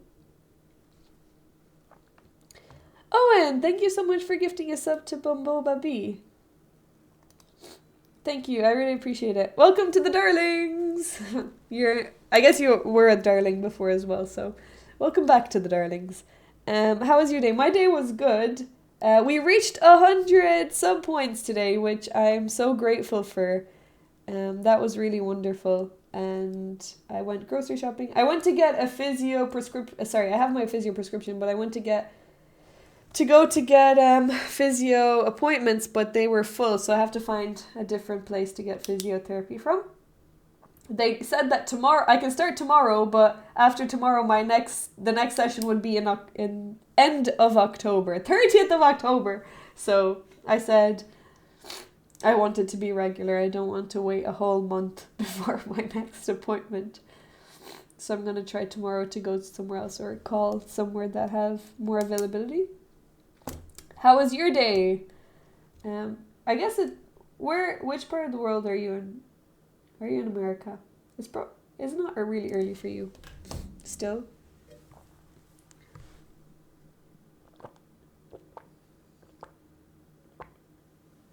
Ah, you're in New York. That's nice. Oh, so you'll actually be there for the World Rapid and Blitz. Loads of people are worried. Not worried, but they are anxious about the New York prices over Christmas. Let me just put on music again because we are not recording a YouTube video anymore. Any song requests? What is New York like in Halloween? You should definitely... Well, you're probably gonna be enjoying it.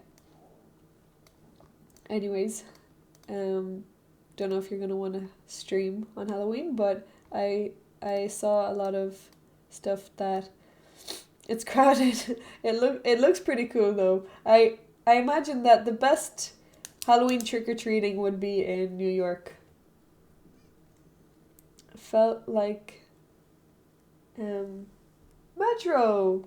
Thank you so much for the sub. Thank you so much for the tier 1. I really appreciate it. Welcome to the darlings. Thank you for the follow also. Of course you should have delayed it by 1 day. Felt like a sheep in a sheep herding crowd. There's our lovely SpongeBob rolling around. We haven't seen that for a bit actually. Where's SpongeBob when I wanted to show him that SpongeBob? We have loads of SpongeBob themed things here. A sheep in a sheep herding crowd. Would make it funnier if you were dressed as a sheep. Wait, I wanted to put a music on. Any song requests? It's called shepherding, by the way. Shepherding.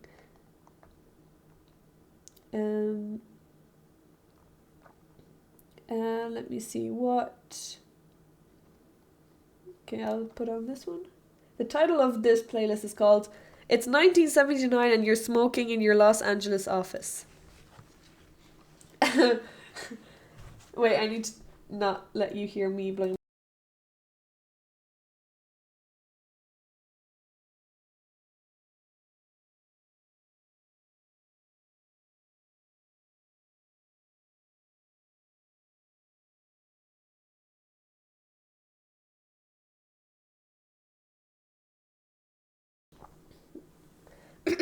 Roxanne. Wait, Roxanne, is a song request or?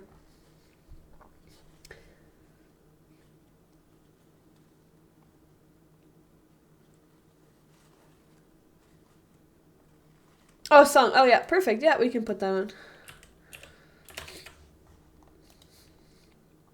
Usually songs have singers, so I thought that you would put Roxanne after that, but maybe it's famous enough that it will just come up, it will just be the first one, because I'm not familiar with the Roxanne song, but I guess it's the Police Roxanne, but there's also Arizona Zervis Roxanne. So Police or 14 years ago or 4 years ago. The Police, okay. Okay. Here we go.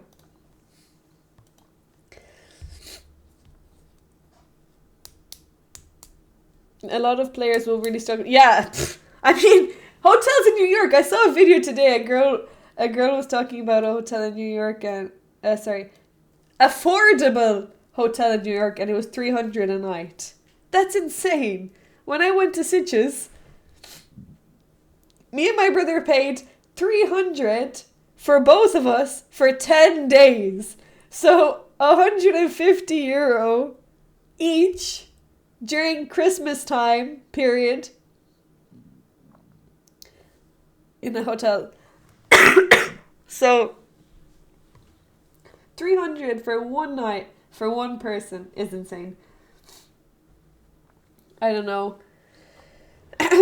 Bumboba, maybe you can get some you can rent out your room or something to some chess players. Oh, I do know this song.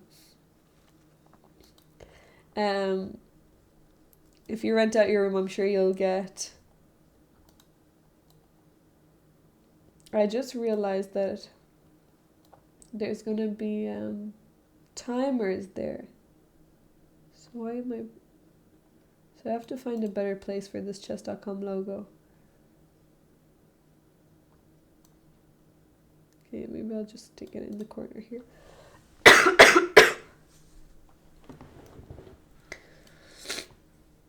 I'm getting sick. Like the later it gets in the evening, the more the sickness progresses, which is very annoying.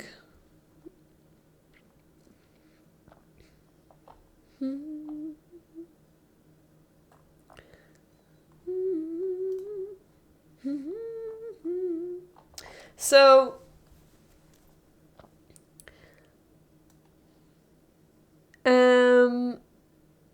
what are we doing now? Oh, we have to read Patrick's. Oh my goodness, how many pages is it?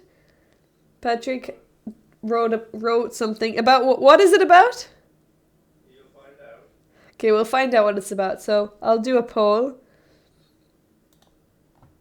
What are the different options that we can do?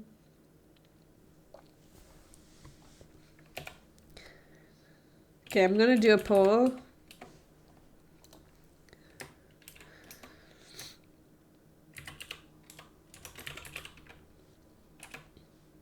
Um, 2000 bullet.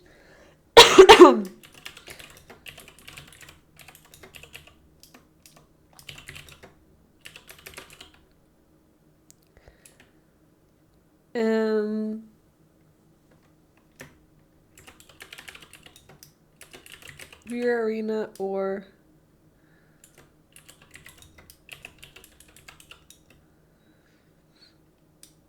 do I want to grind Puzzle Rush? Not really, but I'll put that as poll. Or we could have Troy. Actually, I'm gonna also put in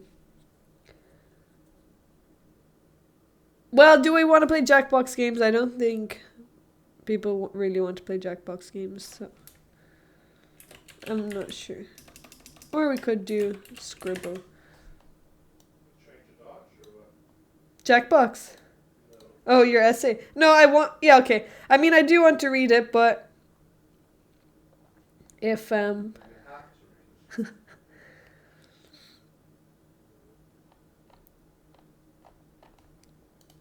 yeah. Oh, we actually have one voter for Read Patrick's essay. It's not even me. Oh, someone doesn't want to read Patrick's essay. Someone wants to watch me grind 2000 bullet. Oh no. What was that? They went to American Street. Damn. People are. See, this is the Tattlephoto content phenomenon. Oh, 3 people want to read Patrick's essay. Oh, All my accounts want to read this essay. we're actually on 109. That's insane, darlings. We were on 99 earlier and I was worried. Well, I wasn't worried, but I thought we wouldn't get that one extra person. And now we're already 9 over. Everybody wants to rule the world.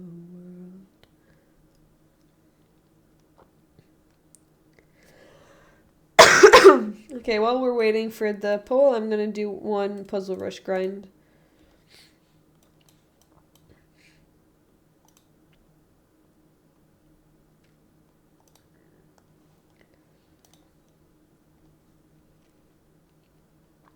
Yes, insane, isn't it?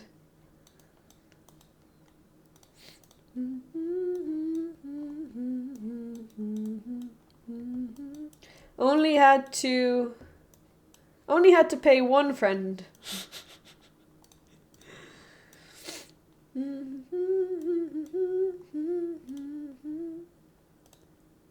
let's go here.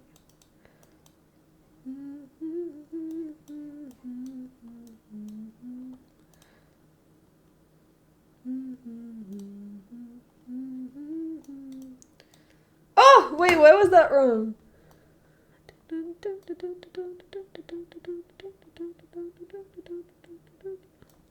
Wait, what? If I take, they'll go there. Oh, and then I have bishop here. Why are they giving me... This was supposed to be an 800 puzzle. That was not an 800 puzzle.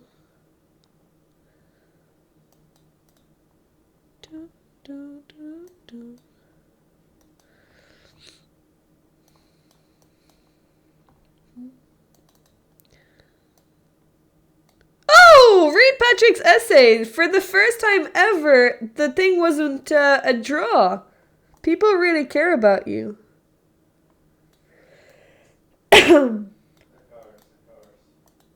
That's a nice puzzle, but it's not 1000. You know, 1000s these days. What the hell is this? It's funny because I sometimes get like 2500 puzzles that are made once.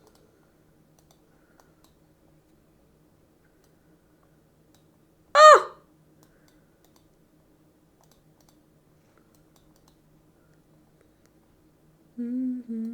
See, this was actually difficult, and that's 1500.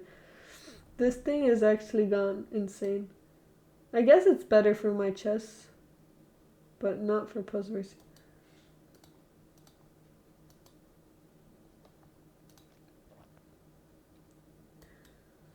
Okay. How did Mersey catch the cold? I don't know. From the Olympiad. I guess from traveling. Okay. You're gonna sleep in a bit. You just finished a chess study. Sounds wonderful. Okay, darling. So what we're gonna do... The last one was made. What do you think? Nice way to put it, Lamprocles. You think? Okay, so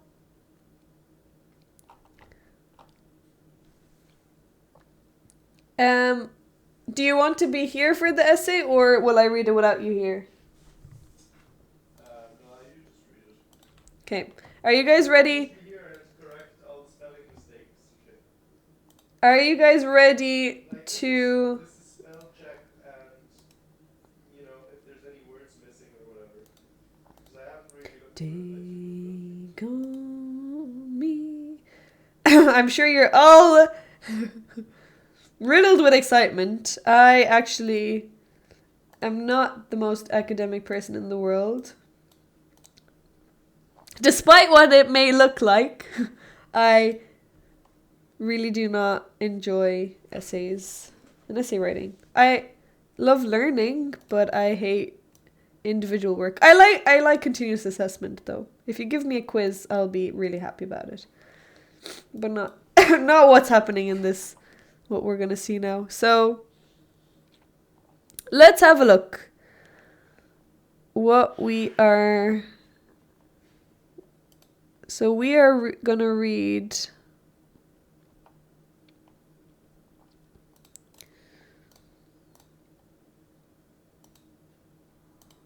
We're gonna be reading...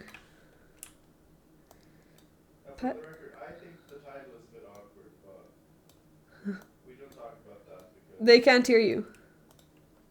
yeah, but you can hear me. Okay, so you can say it as well. Like the chat. So, well, or you can come here and say it. Well, anyway, Patrick says that he thinks the title is a bit awkward, But that's not changing, so it's but it's not changing. So, a little bit of background. He's doing this project along with some other person that... Well, they have differing opinions, I guess, on how things should be done. And most of this paper... So it's written by two of them, but most of it is just compromise from two of them. So, let's have a look. Oh, Azerbaijan! Guess who is from there? Lovely Mamedjerov! Our favorite honorary darling!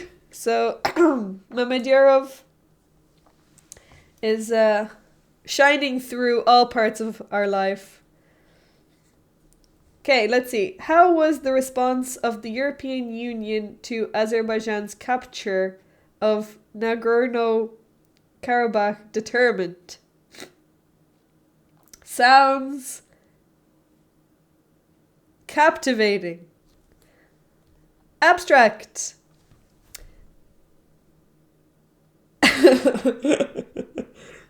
Well, Mamedjerov makes everything more interesting, so if it wasn't for that, I would already have turned this off.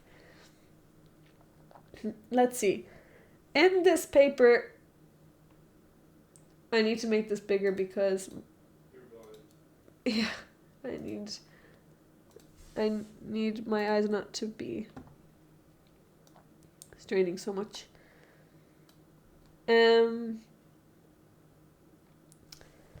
In this paper, we examine the EU's response to the capture of Nagorno by Azerbaijan from the perspective of neoclassical... How do you say it? Nagorno. No, you just said Nagorno. Yeah, but, you know, Yeah. Diana Mirza and Diana.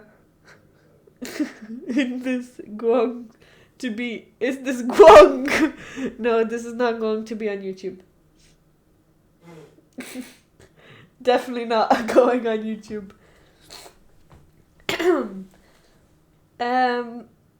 So, from the perspective of neoclassical realism, I also studied politics, but I do not remember what any of this means. It's testing the explanatory power of the approach. Okay?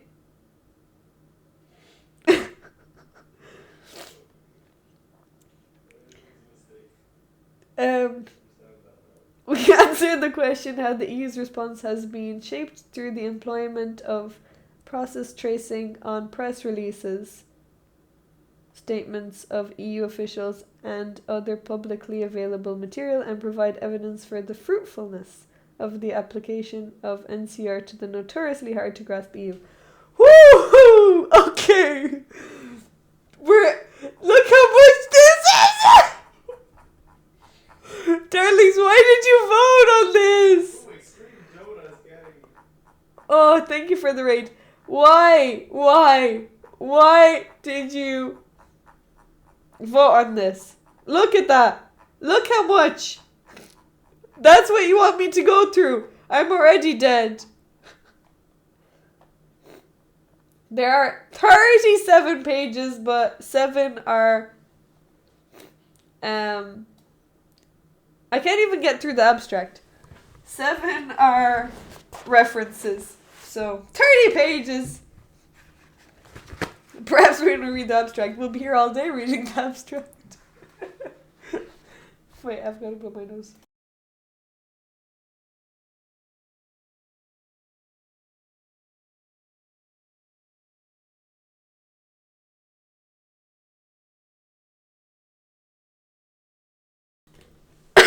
Okay, listen. I'm gonna come and join ya. Just for moral support, you know? It's not a Mersey essay, which is only... It's not a Darlington! A Darlington is nice and digestible. All the chairs are freaking occupied. So Contents of Mersey's 24-hour stream. Yeah.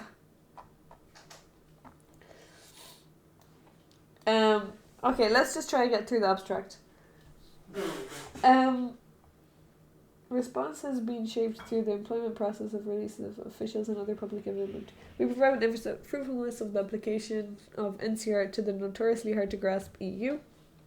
We find that the EU's approach to the crisis can be explained with reference to the structural interests of the EU in the region, namely resource cooperation with Azerbaijan and strategic strengthening of ties with Armenia, and there is transformation into policies through the influence of intervening variables, primarily the structure of the EU's political... Whoa!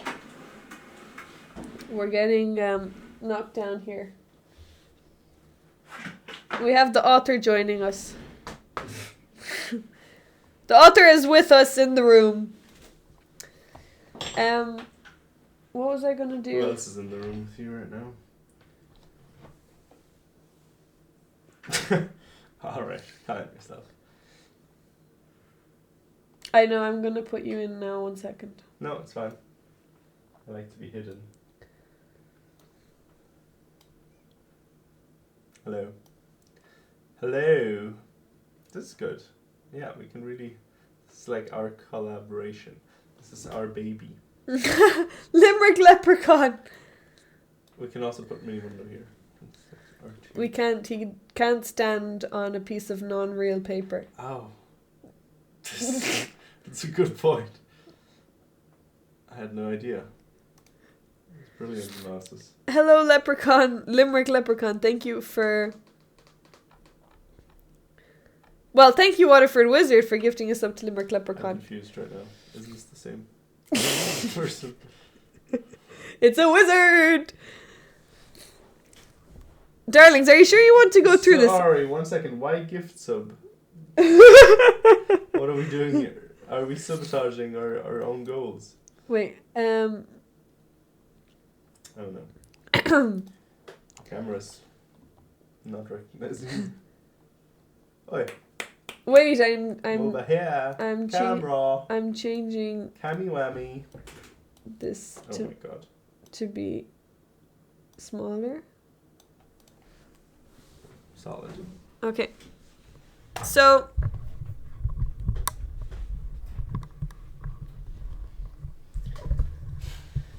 let's bring the mic closer. My voice, I project. Do you guys actually want to read this? It doesn't matter. You have to read it. That's all that. Whoa. What? It's suddenly very white. Yeah, go. Introduction! In the aftermath of Azerbaijan's capture of Nagorno in September 2023, the European Union reaction was largely seen as hesitant, sluggish, and far from unified. If you ever see this kind of style, that's him. Hey, moral guy. Yes, you are dreaming right now because, well, this is a nightmare. It's not a dream. Because this would not be a dream scenario. Why hesitant and sluggish? We have our first question. Sir Author. A nightmare is a dream. Because it wasn't fast or unhesitating. That's why. What? Sluggish means slow. Yes. Oh, I thought it meant sloppy. No.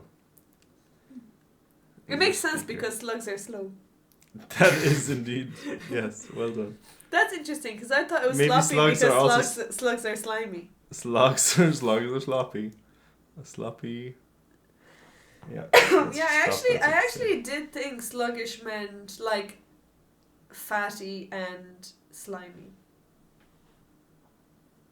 Oh, that's true. Hesitant does imply a lack of speed. That's well, true. hesitant in this case mainly implies a lack of decisiveness. Anyway, go on. Far from me. The general consensus among well-versed analysts seemed to be that the EU was either unwilling or incapable of reacting appropriately to another war on its doorstep. This is the kind of thing I would have written something like its immediate neighborhood or something, but he likes the flowery language that I don't immediate like. neighborhood. No, he likes like doorstep, which is not something. Oh, I actually do like doorstep. Yeah, of course you do. Yeah, I actually do like doorstep because I can visualize it. Good, but anyway. Wait, neighborhood I can also visualize. I thought you couldn't visualize anything. What are you talking about? Well, I can't visualize anything, but I can imagine it. She's been identified as a fake aphantasia. Doorstep seems less flowering! Now you get to experience the criticism. The criticism. Criticism. And so at this pace, we're going to be here at like 2 a.m. Let's see. Yeah, let's. This outcome was all the more surprising after the EU displayed strong unity and reacted swiftly to Russia's full-scale invasion of Ukraine, and continues to do so even in the third year of the war. Yet, even though the South Caucasus. I've never seen or read that word, or said that word, or heard that word ever. I've only heard Caucasian. Yeah. Is it the same? Well, that's where it comes from, yeah. Okay. So, yes, is also part of the EU's eastern neighbourhood. Oh, there comes Padamundo's, what is it called? Doesn't matter, just... contribution, but when you got his, compromise. And sanctions against Azerbaijan would not nearly be as costly as sanctions against Russia. The Union appears divided and disengaged. This raises the question, how was the response of the European Union to Azerbaijan's capture of Nagorno determined? Oh, wait, this is a city. No, it's a region. I thought this was a person. Oh my gosh.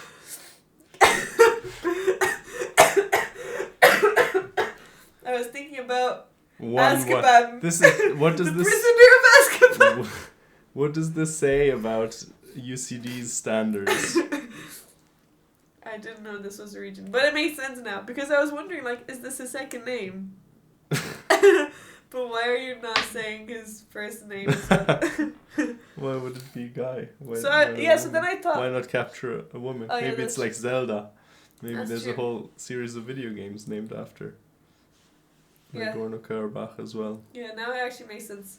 But I was really confused. Like, well, actually, I thought it was interesting that you were talking about one person's capture, but it was going over my head anyway. But yeah, when it's compared to the other thing. That's pretty funny. Okay. For over 3 decades, Nagorno existed as a yeah, because I was already thinking about the person, Nagorno. Mm. We're not even finished the first page. Well, there are pictures on other pages. So it's grand.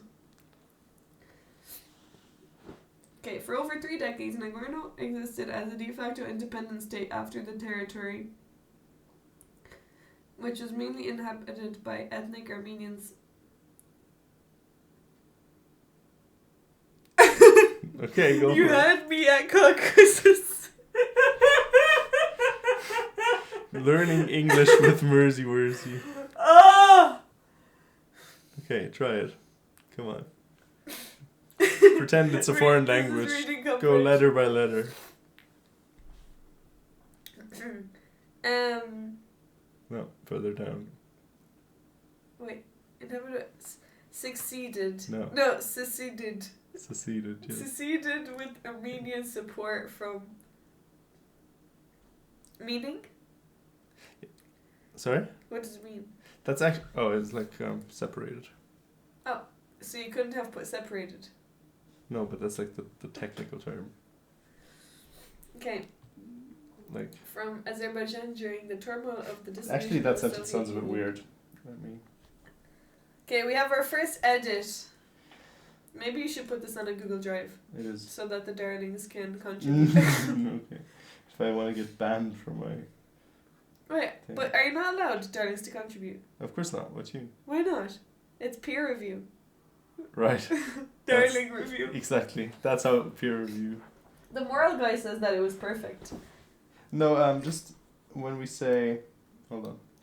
When we say... seceded with Armenian support from By Azerbaijan... birth, but not by choice. Shouldn't it be seceded from Azerbaijan with Armenian support? Wait, I'm just going to change the category to suicide. Academic writing, is that a thing? Academia School Simulator.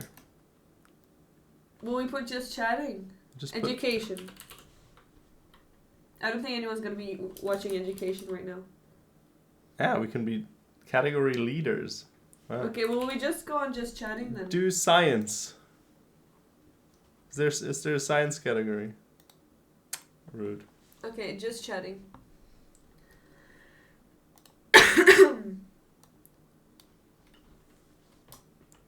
Do you guys find a better Spell checking Pedamondos What is it paper. called? Huh? a better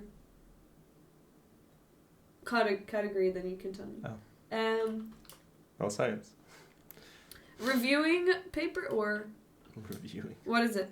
I don't know, just reading, spell checking, grammar checking. That's mainly what we're doing here. Grammar checking. We're not going to change anything major, darling. So if you have any breakthrough ideas, I'm afraid they're not going to go in the paper. We're just spell checking. Wait, what is the title of... What will we title this?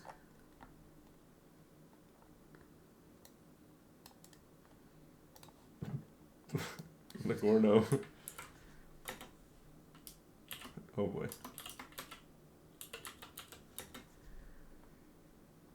Discussion you can put if you want. It's a bit more than we're doing, but... No! Why? Paper discussion. Oh, paper discussion. Okay, there we go.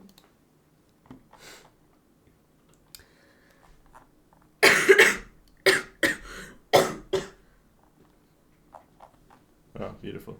1, 2, skip a few. That's probably a title that's never appeared on... We already lost 30 viewers. Probably Cha-Cha is right now going to be like, oh? Oh, that's true. Maybe we'll get Mama Dear Oven. Yeah, they can fight it out. Anyway.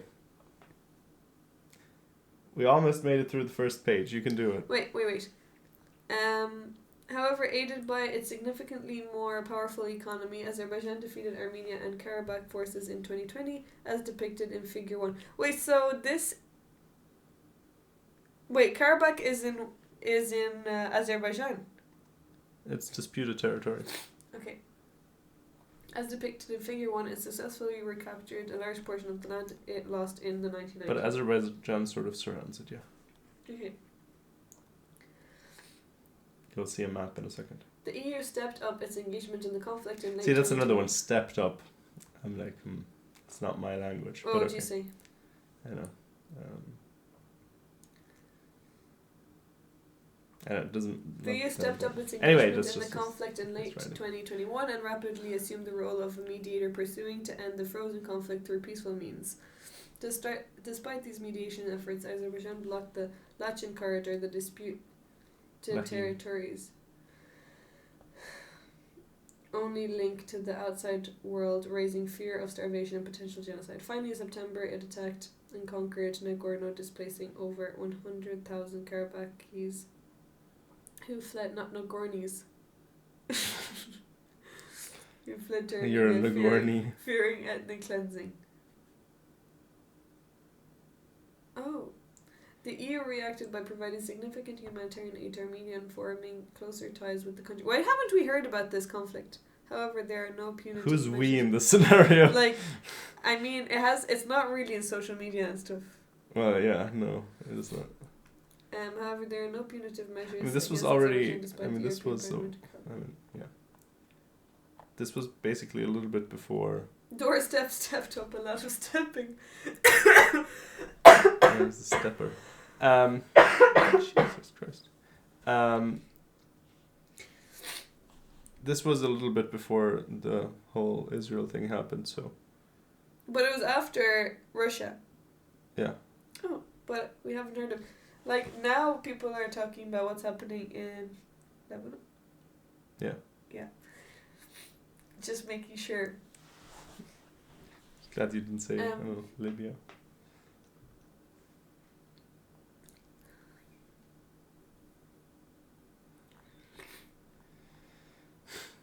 Anyway, so here you Us. can see Normies.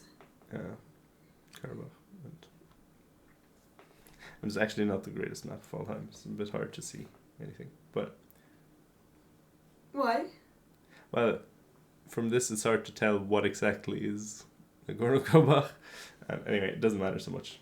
It's like, Oh, it doesn't say that it is that. Oh, it does say it. I mean, it's not like the whole area. It's like, because it's a conflict, it's like a conflict map, so you don't see exactly that. Anyway, it doesn't matter. Go on. Wait, Azerbaijan owned this? That's weird. Yeah, well, it's a weird situation that occurred when the Soviet Union sort of offed itself. Well, good thing Iran doesn't own it. Good in what sense? They already have so much. Right. Anyway, Azerbaijan looks like a sea. I don't know what that means. A sea. Like a sea? Sea is blue. Oh, Patrick is colorblind. He wouldn't know. I would. Go read page 2. To explain the EU's reaction, we will draw on a neoclassical realist framework based on the work of Smith. Our aim is to test the explanatory power of the approach Smith employed to examine the EU's foreign trade policy decisions regarding Ukraine. The article will first lay out our conception of neoclassical realist theory, outline the structural pressures flowing Actually, into this the is EU's wrong. decision-making process, Should be capitalized. and then reconstruct how the intervening variables have molded these into tangible policies. In doing so, we will focus primarily on the EU's action. I do not miss university. I'm so glad you're showing me this because I know you're glad. it's not making me feel. Yeah, this is any- all you were doing all the time when you were in university. The This is immediate- basically the exactly what your immediate day-to-day looked like. aftermath of the fall of Nagorno, our findings showed that the structural pressures of the international system were mediated through domestic variables, institutional constraints, identity, and policymaker perception, ultimately shaping the EU's reaction. Well, all the colors basically cross around them. I'm bad with green and yellow, red and green, blue and purple, grey and pink. What else? All of it.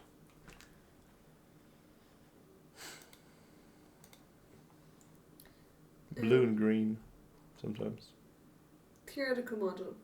Our chosen theoretical model, neoclassical realism, incorporates unit-level variables into structural analysis of foreign policy decision-making like the other realist schools. Neoclassical realism assumes that the international system is characterized by anarchy.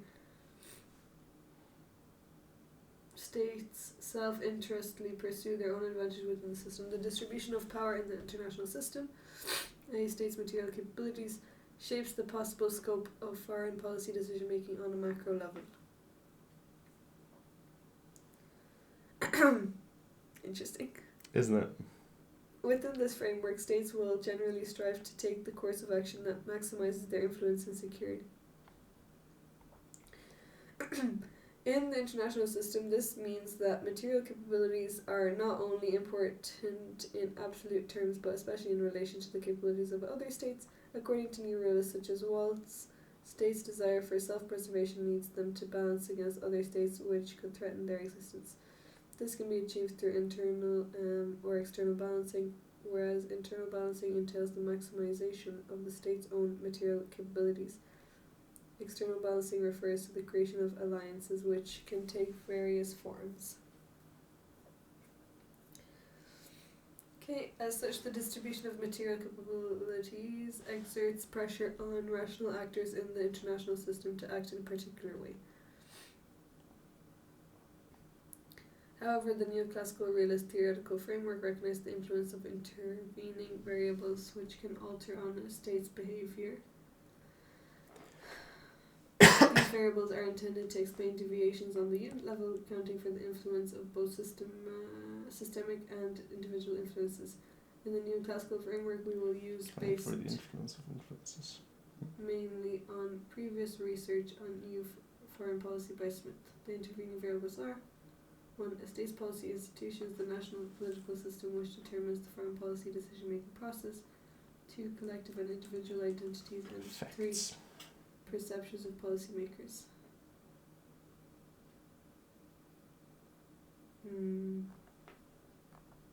Oi! Wait, is this Stop is this helping you? Yes, I already changed 3 things. Okay, that's good. The domestic political system variable allows neoclassical realism to examine the way the national foreign policy decision-making process shapes foreign policy outcomes. As we outline in more detail below, this is especially relevant when applying the framework to the analysis. I'm so hungry. Are you not hungry? Not really. But we can make pizza. Just finish this and then we can make pizza. Okay, but it will take us a long time. We can also eat pizza on stream, I suppose. Or you can finish this off stream if you want. No. Such good content. Wait, when are you submitting it? Tomorrow. Okay. As soon as possible. Okay, we have to finish it. Okay, this is especially relevant when applying. Well, I haven't eaten. Well, I've only eaten 2 slices of toast today. So I'm very hungry. This is especially relevant. The variable of identity allows the neoclassical realist framework to incorporate actors' preference which cannot be explained through a realist conception of rational choice. It can therefore account for the role values play in decision-making processes, values held by... Oh my goodness. What? I'm just reading words. Yeah, it doesn't matter. It's helping. Okay. Values held by individuals can influence the foreign policy decision-making process of states, leading to behavior which does not pursue the maximization of material capabilities. More abstractly, individual decision-makers can act according to what they consider the appropriate response to a situation by the state or institution they represent. In the context of the European Union, which has been variously described as a civilian power, normative power, or moral power, this is of particular relevance. Individual decision makers can be influenced by this displayed identity when determining what course of action is most appropriate. Arguing against this conception, some have suggested that the EU's behaviour as that of normative power can be conceptualised as rational and self-interested strategy, turning its lack of military material capabilities into strength. However, excluding the value dimensions from analysis entirely risks ignoring a factor that features prominently in new foreign policy discourse. 37 pages. I'm just going to put up this so that they can see what page we're on. We're progressing. Making progress. This is the final bit of thing that stands in the way of me. Well, tomorrow I have to sign my work contract. But after that... Did I read it? I'm gonna... I can't remember. Did I finish this page? Well, show me what was on the page. No. That's Including the variable or of policymakers' perceptions recognises that the relative distribution of material capabilities in the international system directs states' actions by exacting influence on the minds of actual human decision makers. Oh, This wait, hold on. There's another thing. Okay, edit number 4. That the relative distribution.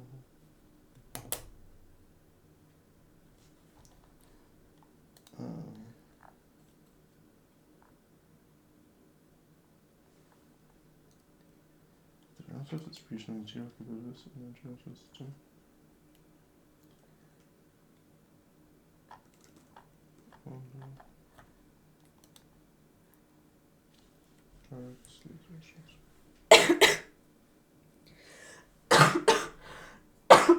Okay, thank you. Okay. It's like going up and up. The grades are going up. Hey, did we finish that? Yes, I did. But I didn't. This highlights that independent variables influence and indirect and prone to alteration. As such, neoclassical realism is capable of acknowledging that the international system is not an arena in which actors necessarily have access to perfect information. A state / its representatives may lack information about the other actor's material capabilities. Additionally, even if an actor is in possession of perfect information, this does not necessarily mean that the correct inferences will be drawn. Consequently, states can diverge significantly in their responses to the same conditions of the international system based on differing perceptions of individual policy makers. Does Mercy pizza with pineapples? I actually do like Hawaiian pizza. Pain pizza. Okay. Pizza with pain. The variables seen, multi-level system, the distribution. Okay, can we skip over this? Why? Because I don't understand this. It is not. That's not the point, is it? The distribution of power in the international system acts as the independent variable, determining a state's range of possible actions and the pressures and incentives it faces. As demonstrated in Figure 2, the unit-level variables, institutions of the domestic political system, perception and identity, act as intervening variables. This means that any phenomenon in international politics to be analysed through the lens of neoclassical realism must first be examined from a systemic... maybe we can change to politics. Is there a politics category? Yes.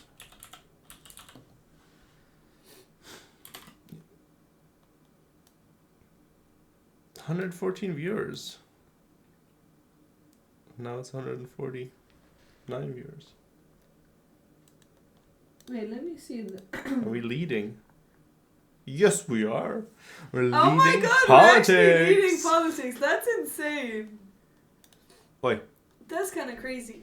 But who's going to click on that? Doesn't matter. I bet you half of it is like... We're not doing it for the clout. We're doing it stuff. for science. And my grades. That's what we're doing it for. Okay. If we get published, stream gets credit. You have to mention every single individual darling. Everyone who said something in chat.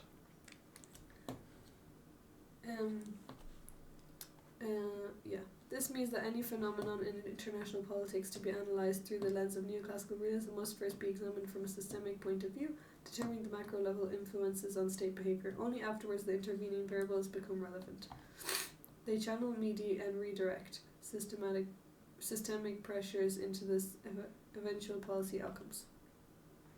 Not sure if that's such a good explanation actually, but it doesn't matter. We're not changing that. That's too much. Okay.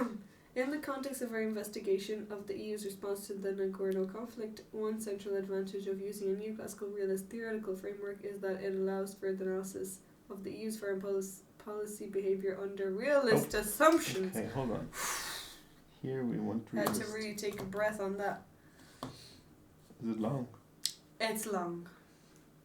It's long. Okay. That should be 2 sentences. Well, I'm not going to say anything. Okay, we're realist. No, it's fine. We've already cut so many long sentences. This one's grand. Okay.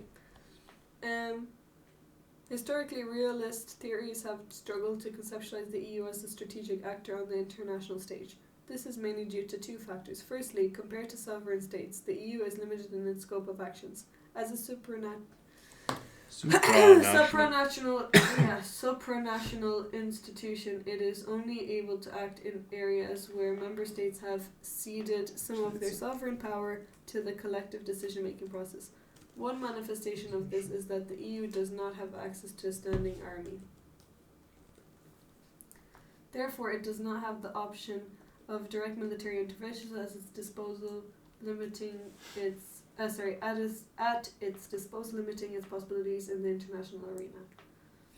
Secondly, the EU is not autonomous in its decision-making process apart from genuinely EU-level institutions.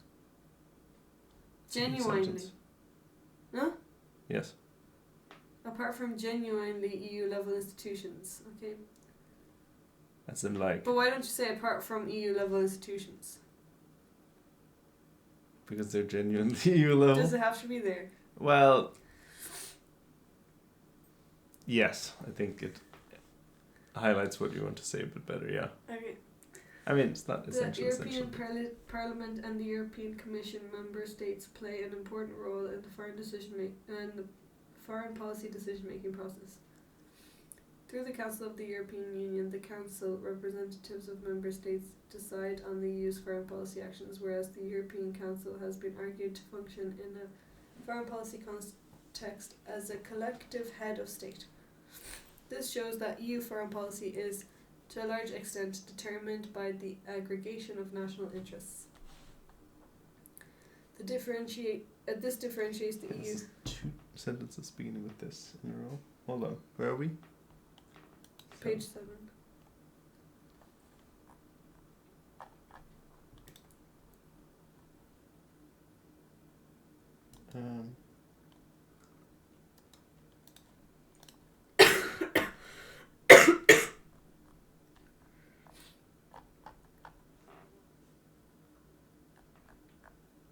What would you say instead of this twice? Help me out here. This shows and this differentiates. Yeah. This and No. I can't. that. You can't what? Understand. It doesn't matter. Well, sorry, not understand, but wait. This shows that EU foreign policy is.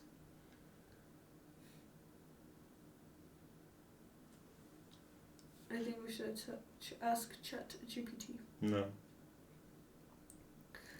Okay, darlings, give us a different thingy for this differentiates and this shows.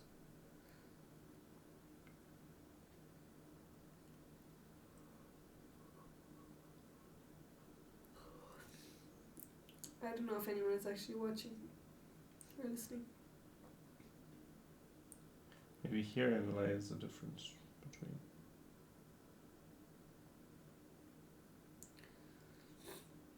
I think it's fine. This differentiates the EU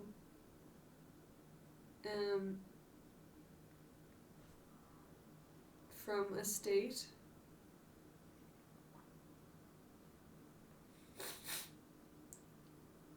Okay, what's another way of writing, maybe changing one of them from this shows that and this differentiates?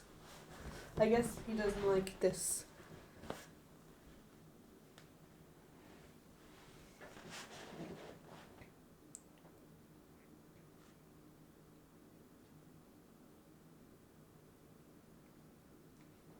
Anyway, I'll find something. Okay, which can pursue its own strategic interests in a fully autonomous way. This difference has led some to question. Poo! What? What Yeah, poo? that's 3. Yeah. This I don't think it's the differentiates. I think it's this that you're wanting. Yeah, this is the problem. This, and this, and this, and that, and this, and that, and it's a SpongeBob reference.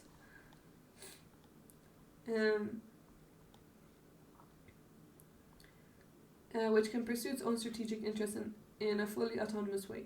This difference has led some to question whether the EU... Well, what's a synonym to this? I'll just say herein lies the key difference between... The present. What? The indicated. The aforementioned! Well, What?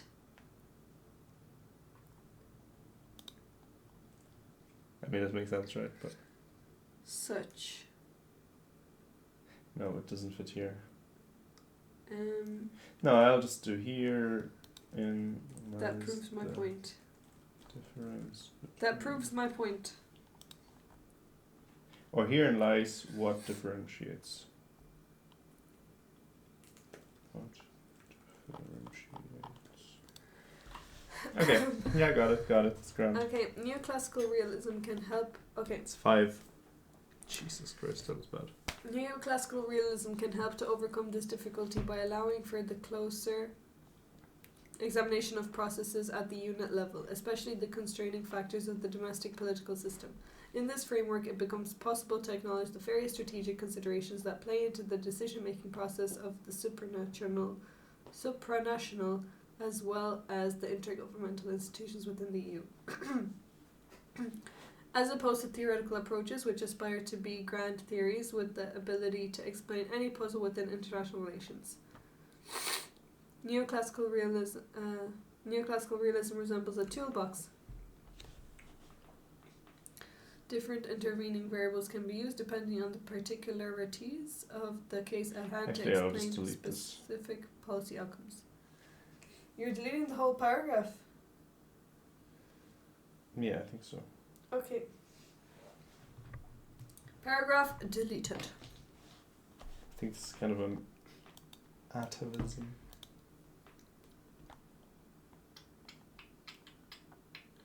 Doesn't even have a citation. It's bull. I think we're getting rid of this.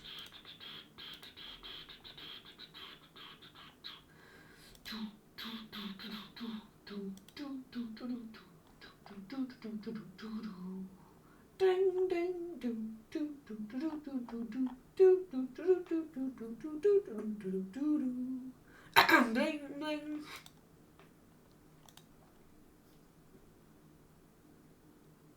Axel Foley. Another song request? It's this one. Hmm? It's this one. What's this one? The song that I was singing? Yeah. Oh! Let's put it on. Oh, it's Crazy Frog, is it? Yes. Ding Right. ding ding ding ding ding ding ding ding. It's Beverly Hills Cop. No, don't worry, Waterford Wizard. You should definitely sleep. We need some energy. I already have energy. Do, do, do, do, do, do, do, do. This would be good for my 2000 bullet grind. Yeah, I think this is just getting deleted. It's getting deleted. Nuked. Boom. Gone. Gone! Okay, keep on going, keep on going, keep on pushing. Come on, we can do Okay. this in half an hour. Okay. 20 minutes. As opposed to theoretical approaches which aspire to Yeah, be... just delete it, go. Oh yeah.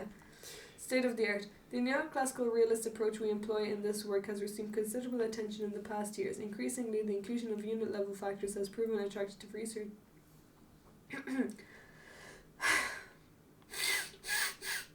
Attractive to Should there be comma researchers. there?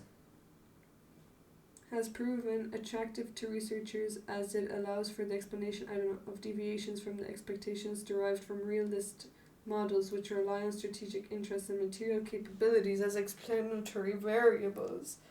Freaking heck, how long is that? That's the longest sentence so far. Yeah, it's grand. Neorealist approaches have been used in a great variety of contexts, ranging from an analysis of the so-called Cod Wars, See another crucial fix. an assessment of Italy's military behaviour since 1946, and the investigation of the war in Donbass as an instance of hybrid warfare. One characteristic of neoclassical realist approaches in their inherent diversity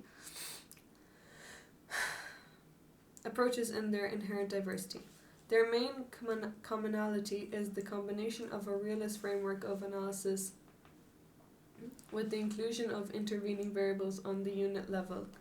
These may include, among others, the role of individual decision makers, ideational factors, decision-making processes, and structures of the domestic political system. Due to its lack of unified set of variables, as well as its eclectic nature incorporating both unit and system level variables into its explanatory approach. Neoclassical realism has been described as theoretically degenerative. Wait, what? This sentence is fricked.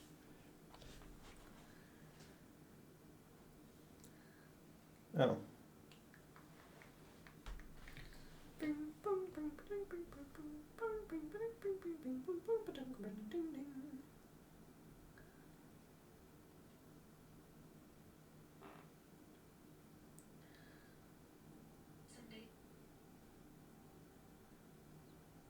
Okay. No, actually it's fine. Why did you think it was not good? Because the way you read it. But actually it's fine. Oh, my intonation was wrong. It's too long, but it's whatever. I'm over it. Due to its lack of unified... Okay, I already read that, didn't I? Has been described Yes. as theoretical. While we do not intend to take a stance in this debate about the wisdom of this kind of eclecticism within grand theories of international relations, we agree with those advocates of neoclassical realism that it represents a toolkit for the analysis of individual cases which is of great practical use.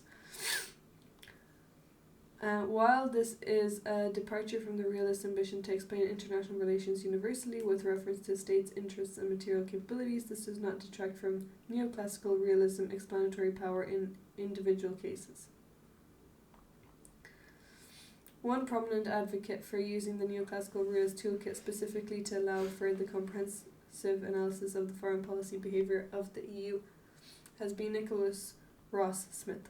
Smith employs the variables of policy maker perception, identity, and structure of the domestic political system to address the unique demands created by the particularities of the EU's political system and its identity as a transnational organization. Sui generis. Sui generis!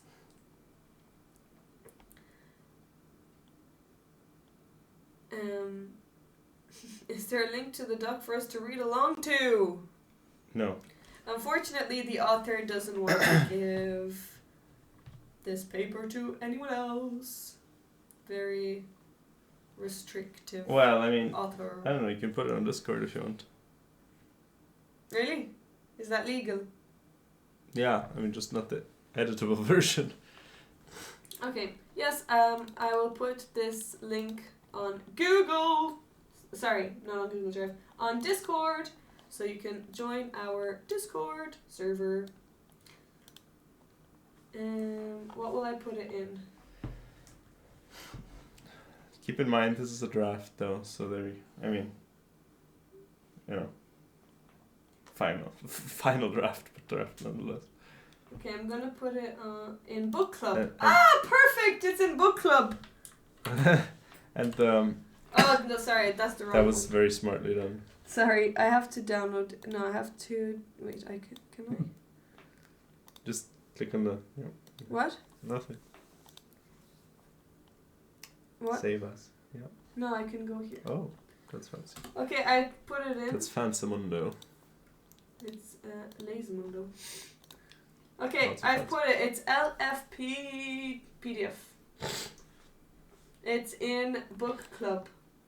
If you guys want to read along.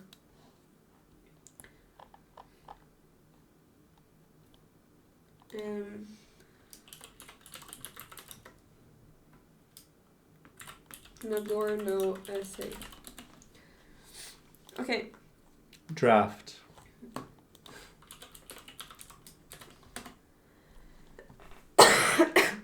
Yeah. Turn away from the Stop, darlings Patrick. and spew all the virus on me. Exactly. I'm not. Stop.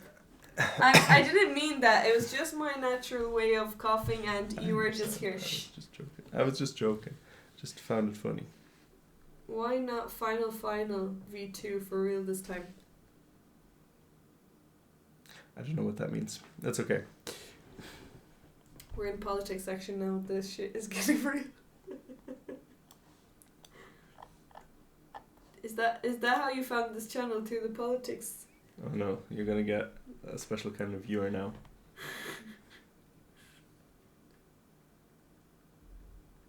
Oh, right. Oh, chess! Oh. Right. That's good. But we got you talking. I didn't turn away from the darlings, you know. I didn't go like... Also, you have all the virus anyway. You are the virus. Maybe the humans are the virus. Do you know those memes from COVID times? Our Maybe work we are the aims to virus. contribute to the academic debate in two ways. First, we test the explanatory power of Smith's neoclassical realist approach of analysing the European Union's foreign policy. I can't breathe. I hate breathing through my mouth, and I've been doing that. Our work aims to contribute to the academic debate in two ways. First, I already read this. This is of particular relevance to international relations theory. As outlined above, realist approaches have struggled with conceptualizing the EU as an actor on the international stage due to the way it differs in its capabilities from sovereign nation states. As the EU takes a more active foreign policy role on the international stage, it therefore becomes increasingly important for realist approaches to develop a toolkit with which to analyze the EU from a realist perspective. Our work is therefore undeniably of scientific relevance. I mean, okay, maybe that's a bit of a stupid sentence.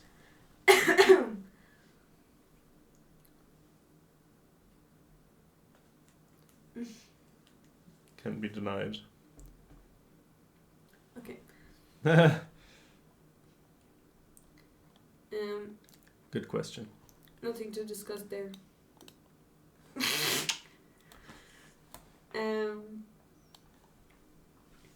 Additionally, Smith's approach. What seems offensive? Our work is therefore undeniably scientifically relevant. Additionally, Smith's approach has so far been applied to questions of economic strategic decision-making, such as the analysis of the EU's decision to enter into a deep and comprehensive free trade agreement with Ukraine. It has not been used in the context of the response to an armed conflict such as the one in Nagorno, since the EU has fewer competencies in foreign and security policies. Explaining the outcome of the conflict poses a new challenge. Therefore, our work contributes to the broadening of the scope of the theoretical model's application. Finally, due to the recency of the subject matter, our work is also among the first to assess the EU's response to the renewed flare-up of tensions in the conflict over Nagorno. It can be seen as part of a larger body of work dealing with the EU stance towards the broader conflict between Armenia and Azerbaijan, extending it into the newest developments. Okay, methods. We're not even halfway. Frick, we have 10 minutes to finish it. Process tracing has emerged as a popular method of neoclassical realist analysis because of the synergies between theory and method. It enables the detailed investigation of the decision-making process that eventually led to a foreign policy outcome. This is particularly important when employing a neoclassical realist framework, as an examination of the influence of the independent variables independent variables requires a detailed analysis of the behavior of key actors. Furthermore, by employing process tracing, it becomes possible to highlight developments within both the independent and the intervening variables, allowing the researcher to identify connections between changes in variables and turning points in foreign policy behavior. As process tracing is ultimately designed to identify causal relationships between changes in the observed variables and policy outcomes, it requires the use of a theoretical model based on positivist epistemological assumptions. Neoclassical realism is a broadly rationalist theoretical model, fulfills this requirement. Realism as broadly fulfilled. Okay. One-way process tracing allows the researcher to systematically test for causal relationships is by employing causal inference tests. Based on what conclusions the collected data allows the researcher to draw about a given hypothesis, the consequences for the hypothesis are determined. Hypothesis. Necessary and sufficient conditions for a hypothesis can be established, forming a contention between data and hypotheses. The 4 types of causal inference tests are straw in the wind, neither necessary nor sufficient condition, hoop test, necessary but not sufficient condition, smoking gun test, not necessary, blah blah blah, and doubly decisive, both necessary sufficient. Okay. We aim to reconstruct the shaping of the EU's reaction by tracing the events following the fall of Nagorno. We will start by outlining the structural pressures and then trace their translation into a policy, mostly drawing on publications of EU institutions and public statements of decision makers. Based on our theory, we expected to find the structural pressures resulting from the EU's resource interests as obstacles to a punitive reaction towards Azerbaijan. This dynamic would be further reinforced by the intervening variable of internal EU decision-making processes. Here, disunity between different EU countries and institutions constituted strong obstacles to unified decision-making. Nonetheless, the EU's normative power identity should have created a sense of obligation to assist Armenia. Our hypothesis is that identity played an important role in shaping the measure of the support of Armenia. We postulated furthermore that decision makers... I need input on. I believe that the word postulated is used wrongly here, but Guy doesn't think so. We postulated. You postulate something like an axiom, right? Like you pretend that it's true without necessarily reviewing that truth.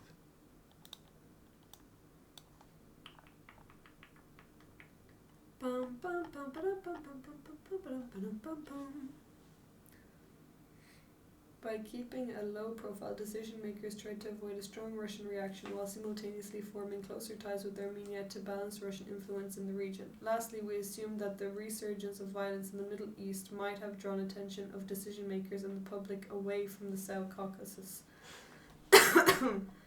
That's also another one. Keeping a low profile. Sounds very silly to me. Oi! Hola, Mirza Mundo. Okay, you have to actually read it, you know?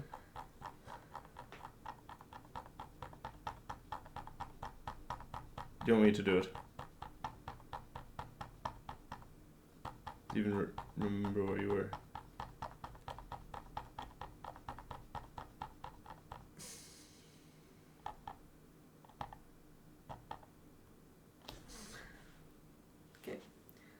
First, we will examine the structural pressures the EU faced when weighing its response to the developments of the Nagorno. We should clarify that the stronger reaction by European Union would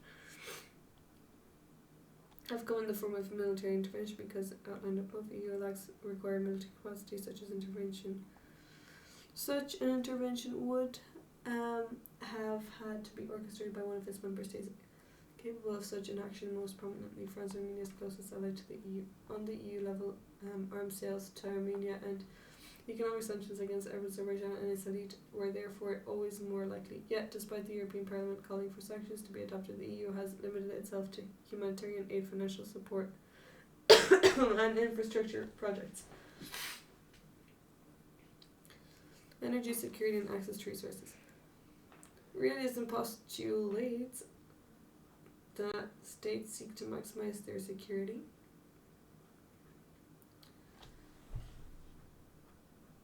I think it's all good. So we can stop. Look, it's gonna be good. No, Murdy. Okay. Come on, one time. Can we continue tomorrow morning? No. Okay. Well, proponents... You can make pizza if you want, and I'll just finish it. No. Why? Because I want to relax and eat. Yeah. Not read and eat. No, you make it, and by the time you're done... No, we're gonna finish it. We're getting through it. Okay. While proponents... why not do text-to-speech? How do you do that? I don't know.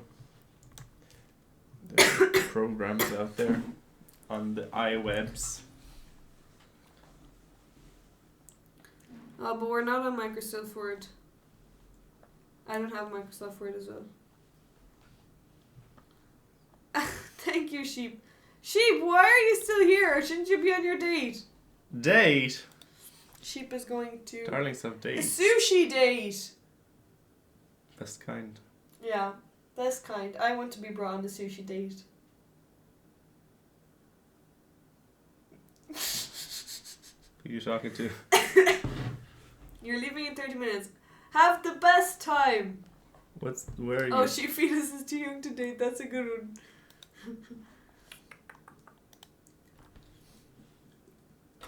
The paper was too enthralling. I want a picture of the food. Send it in the food Discord channel. I want to see what sushi you order, and if it has cream cheese, you're gonna be judged. Cause I hate Everything. cream cheese That's in good. sushi. Some people like it. It's good. Not as good as the spicy mayo, but... Okay. Are you gonna keep reading, or...? Sorry, yes. Realism postulates... I'm not into cream cheese. Good. That's the only answer. Realism postulates that states seek to maximize their security, and while proponents of different schools may not be united on what exactly security means, few would dispute that access to natural resources contributes to state security, energy, and therefore as of 2024 fossil fuels can make or break an economy. Really? Only as of 2024? That's his thing. I don't know what the fuck that means. Wait, where are we? Page 11. You can't give pages like that. That's not actually accurate. Okay, energy security. That's a weird sentence. I've not seen this before. Few would dispute the access to I mean, natural as of resources. means like still, you know. And as of 2024, fossil fuels can make or break an economy. Okay. The United States has fought more than one war over oil, and its strong economic performance in the 21st century. The United States has fought more than one war over oil, and its strong economic performance in the 21st century has been enabled by the shale boom. Hydraulic. What's shale? Some certain kind of Oil? harvesting of natural resources. Yeah. Okay. I mean Hydraulic gas, I fracturing. think actually. But yeah. Anyway. It's like oil. Yeah. Whatever. Go on. No, but Hydraulic like here, fracturing I think, or end of the- fracking turned the country into one of the biggest producers of fossil fuels in the world, drastically reducing its dependence on countries like Saudi Arabia or Venezuela. as Russia tried to leverage its role as I hate Europe's this part. Well, main supplier of natural gas after its full-scale invasion, Europe scrambled for alternative suppliers and found among others Flowery. Azerbaijan. flowery. Okay, next one. Isn't it flowery? Closer ties and cooperation. It's eggy. Eggy buff. Because it's scrambled. Eggy buff. Closer ties and cooperation with Azerbaijan. It's a pancake! Flip it. Closer ties and cooperation with Azerbaijan are seen as crucial in overcoming dependence on Russian energy. The EU and Azerbaijan signed a memorandum of understanding on a strategic partnership in the field of energy in July 2022, which was hailed by the EU Commission President Ursula as opening a new chapter in our energy cooperation, a key partner in our efforts to move away from the Russian fossil fuels. EU Commissioner for Energy Kadri stated that the new memorandum of understanding under blah blah blah Southern okay. These statements clearly reveal the emphasis of the EU has placed on the importance of Azerbaijan and after the long term. The EU also in the long term the EU also hopes to tap into tap in.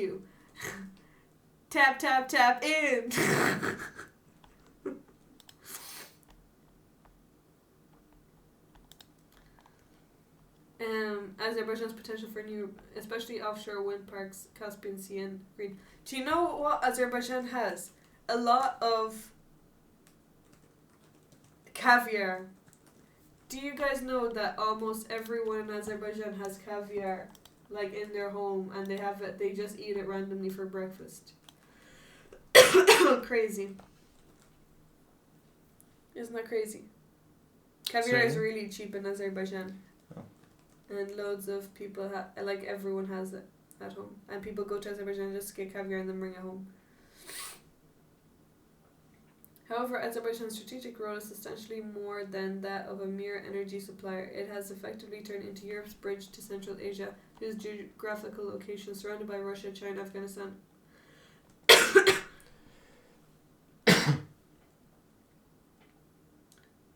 China's energy hungry economy costing. Okay. The EU has placed high. So here we have a nice graph.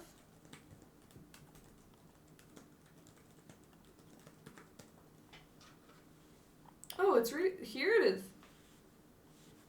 Yes. It's so small. Well, that's Romania.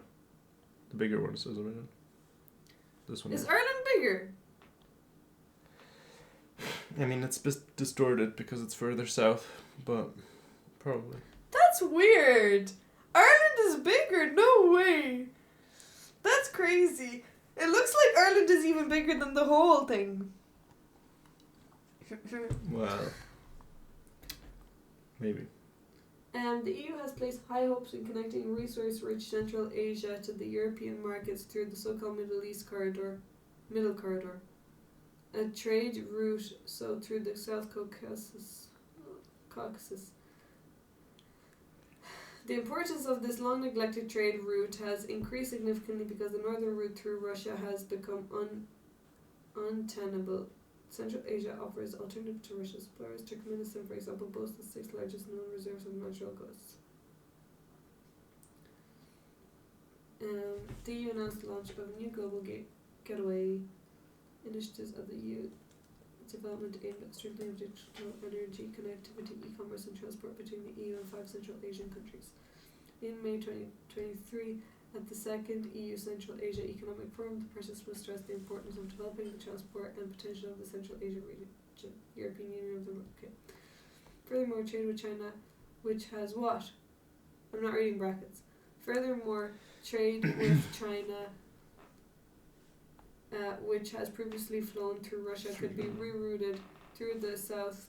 And while Armenia can be bypassed by choosing a route through Georgia, there is no way around Azerbaijan, a fact the EU has acknowledged, stating that Azerbaijan benefits from its favorable location at the crossroads of transport connecting links.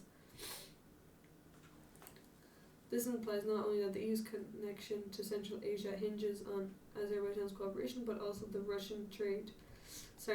Iran trade which further enables Russia to continue its war against Ukraine, is significantly eased when allowed to flow through the country.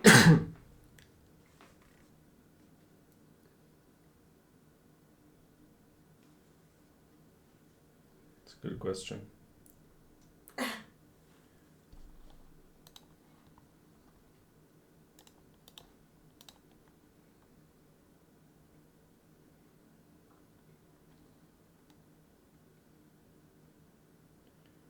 Change it.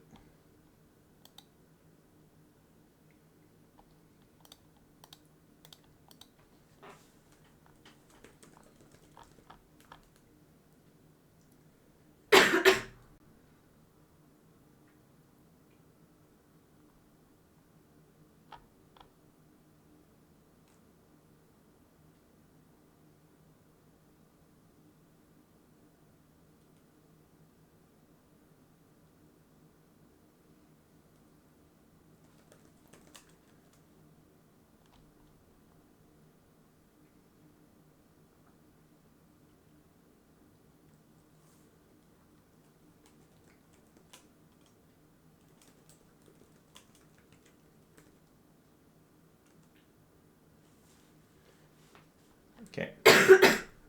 Changed it. Quit watching the weird. Sorry, no. Whatever you're watching. They can see what I'm watching.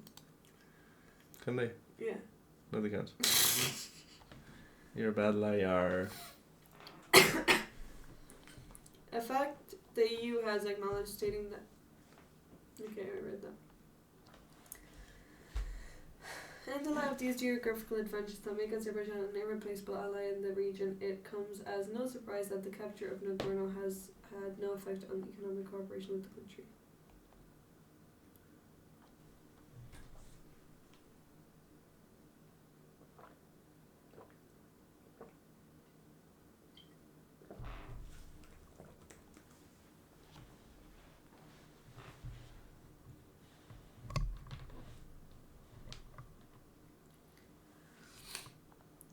As figure 4 shows, gas imports from Azerbaijan have increased in 2022, remained high throughout 2023, and continue to do so in 2024. The EU has not reduced its import of natural gas from the country. In fact, the reason imports have not continued to grow is not slowing demand from the EU, but rather Azerbaijan reaching its maximum extraction capacity. In 2023, Azerbaijan was even forced to import Russian gas to supply its domestic market while keeping up with its commitments to the EU. In 2024, the EU prided itself with being Azerbaijan's largest foreign investor, both in the oil and non-oil sector, stating that Azerbaijan is an important energy partner for the EU, currently supplying around 5%. This finding is underlined by the EU doubling down on its engagement in Central Asia in January. Commissioner for Transport, Adina Volyan! We've got the Romanian here. Stresses that a modern trans-Caspian transport connecting the Central Asian countries is the cornerstone of our efforts to promote increased regional economic integration and further growth in the region. Regional economic integration, further growth in the region, as well as better connections with Europe. High Representative Joseph. Is it Joseph? Yes. Not Joseph. No. I've never heard this name Joseph. It's like Joseph. It's just a poo. More like you. Come on, you're doing so well. Who's there? Joseph. Joseph. Joseph. No H. I've got to entertain myself because this is not. Anyways, reiterating the growing importance of the region for the No, EU. who's there? Joseph Poo? Joseph Poo Pair! See, she's laughing. It's past midnight. We're in a new month. We're in a new month! Woo! October is over. Sorry, September is over. Rhymes. September's over, man. Central Asia has become a crucial partner for the EU with its vast potential, notably in terms of security, connectivity, as well as energy and resource diversification. None of these initiatives were possible without the cooperation of the country across the...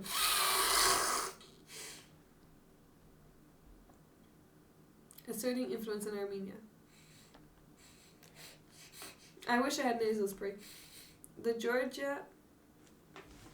I'm looking for it now. No, because then you're gonna waste time. No, I'm listening. Grant, this part isn't so important anyway. Buddy's part. Oh, you have a spelling error. Oh, not my fault. No, Joseph Borrell. It's Joseph Borrell. 2 L's. Borrell. Laprocals. Oh, brilliant! We've got nasal spray. I'm doing this in the other room, so you can continue this. Are you ashamed? I Are you just embarrassed? I just don't want to do it in this room. Poopy. That's poopy. That's some poopy. You're playing into gender stereotypes there. Poopy. Anyway. Borrell. Yeah. My friend did not write correct. Okay, one time correct, one time incorrect.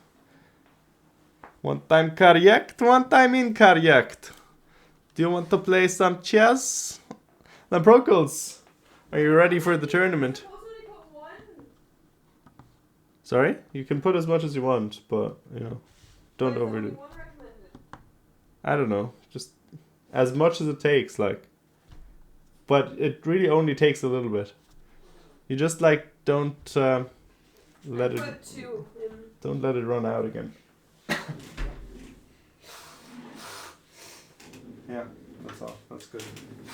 And then, What? freak it all out. I'm supposed to put it out? Yeah, of course. Oh, I didn't know that. What? You're not gonna let a language there. Am I prepared? Well, I've been spending my time doing this silly project, so... but I'm playing... I decided to take my, perhaps, hopefully one of my not too many remaining chances to play in the B. So that's what I'm doing. I'm trying to win the tournament. I'm seated, 12th place or something. And I wanna win it. I'm in it to win it. I don't know why you don't play the B. It's much more exciting.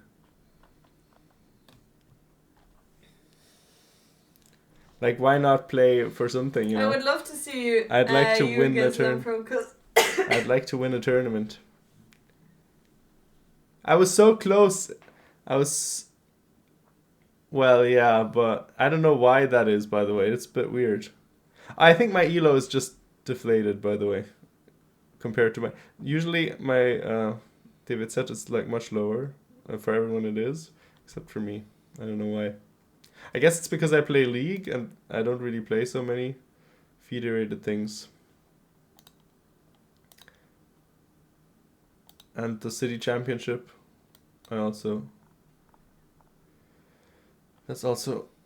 most of my games aren't federated, so that's why, I guess. So I hope I can do well. It's a bit of a dice roll. I've been trying to get a better repertoire. So I'm gonna be playing the Slav against d4. Because the Benko was too unreliable. So I have something against the better people that I'm gonna be playing against. Okay, let's finish it up. Okay. You can do it. Okay, this one we can speed read. Not quite that speed.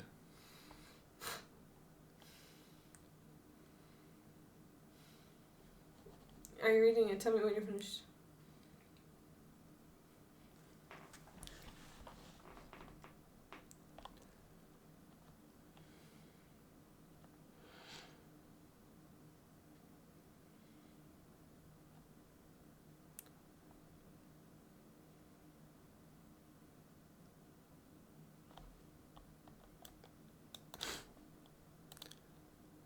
whatever that means, you know.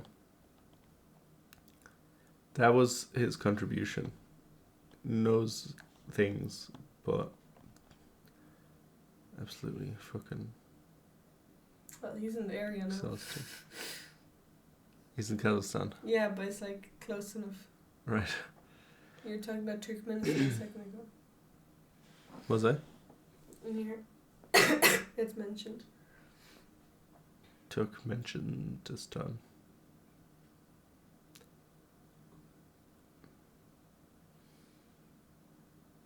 Why didn't I use this nasal spray the whole fucking time I was sick?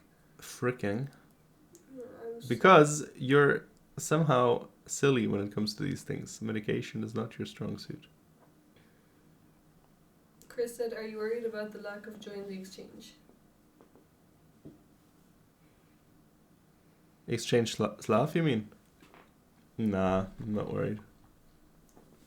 But like, I'm not gonna play it against everyone. I'm just gonna play it against. This is the first time I stronger can people. breathe in like a week. Yeah, well, I told you this, but you were like, no, I'm good. I'm just taking the time to breathe. You've been suffering for fun. Also, I can't believe people that. always play like F3 in the exchange against me, which is, you know, whatever it's called. But it's definitely not uninteresting. Not that I've played many games with the Slav, but I'll just rely on the normality of the position. If I put pizza in the oven now, do you think we'll be finished by the time it's finished? Maybe. Well, the thing, like, it is very useful to have you reading it. I need to breathe a bit more, so I'll start reading in 4 minutes. I just need to breathe. I'm enjoying the experience.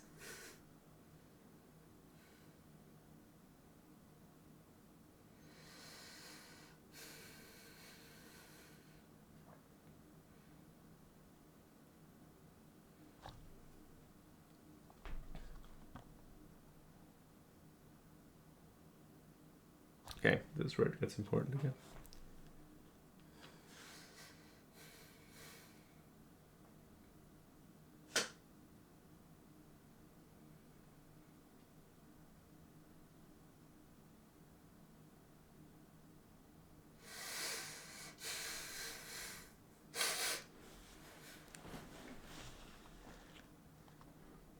Ay.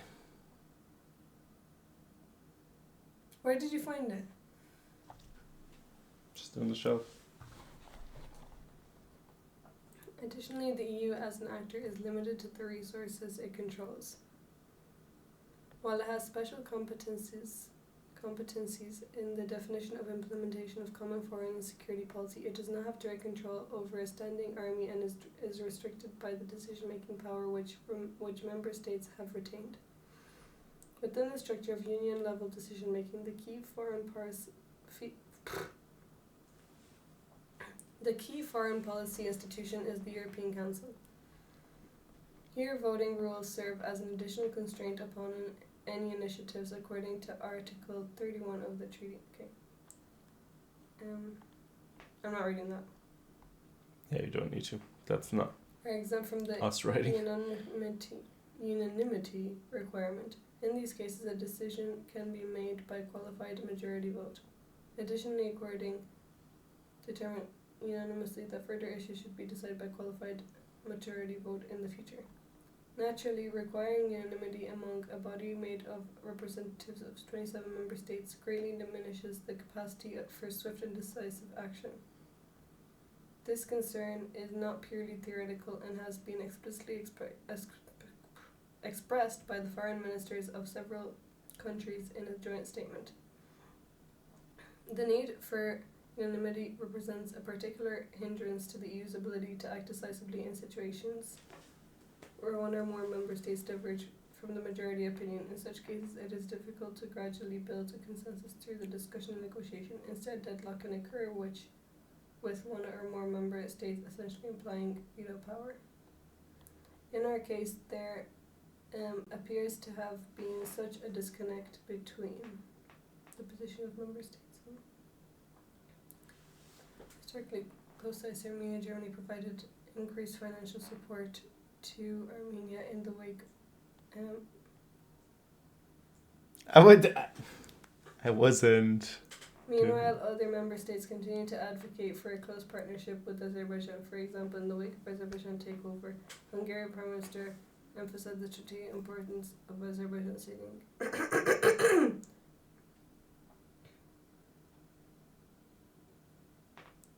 a key country, and that without it we cannot have energy independence. Whatever Viktor Orban says, that is what is it. Such statements highlight the pronounced reluctance of some EU member states with some decisive action in this case shown in response to invasion of the region of Ukraine. It is not clear whether the EU would have taken more decisive action even if the requirement of Finland did not exist. Nonetheless, it is relevant to recognize that such a result was rendered essentially impossible by the internal political structure and foreign policy decision-making process of the EU. Within the EU's institutional design, the European External Action Services headed is officially designated. I spelled correctly.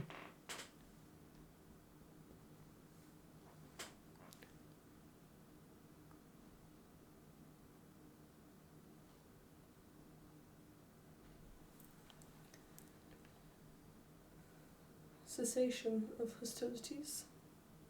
It further stated that Azerbaijan bears the responsibility to ensure the rights and security of Karabakh Armenians, including their right to live in their homes without intimidation or discrimination. Stands ready to take appropriate action. Further, okay. This warning is backed by theory ability to coordinate proposals for EU sanctions on behalf. However, any actual implementation of sanctions regions would require, as discussed previously, the unanimous approval. Such drawing red line attaching potential consequences of conflict, by example violating treaty proper, can be seen as an attempt to defer. With the EU framework, the European Commission is charged with various executive functions, including the facilitation of the implementation of sanctions regions. However, some of its other tasks also concern the external relations of the EU.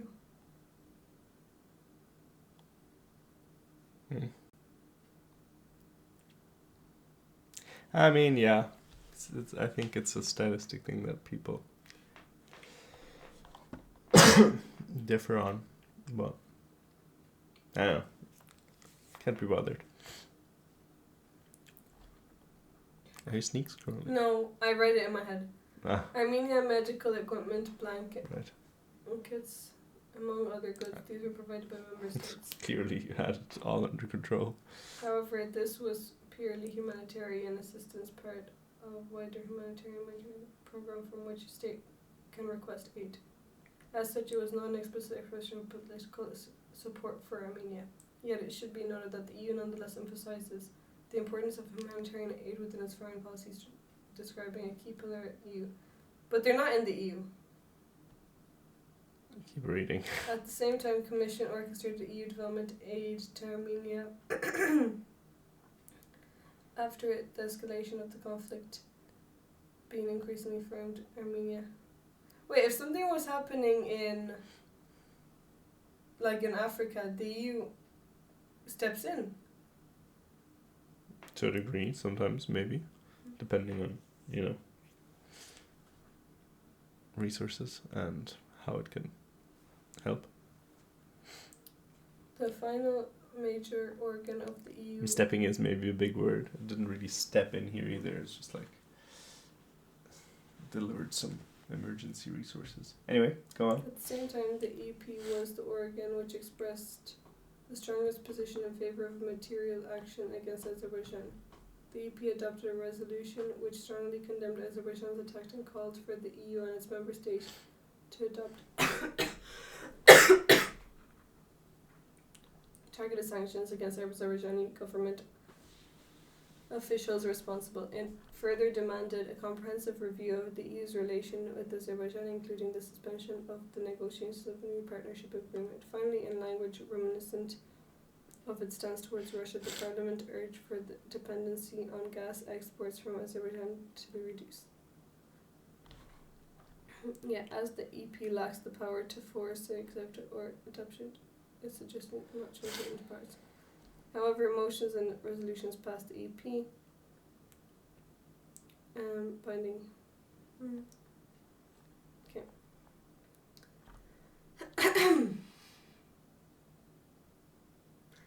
As we have shown, the EU has substantial interest in maintaining resource cooperation in Azerbaijan. At the same time, the EU's projected identity as normative power is essential for it. Practice going to Quit sneaking. I'm not. Yes, you are. Prior to Azerbaijan's most recent military action in September, statements by various EU institutions and represent. Wait, I'm gonna put pizza in them. Okay. And you can scroll down a bit. Yeah. Sure. We'll make some progress there, won't we, darlings? Won't we, darlings? Darlings. Darlingos.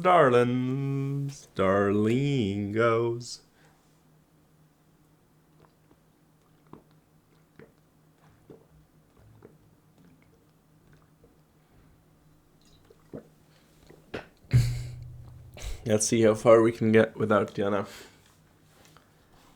Okay, I'm hidden. 1 second, actually. Hi.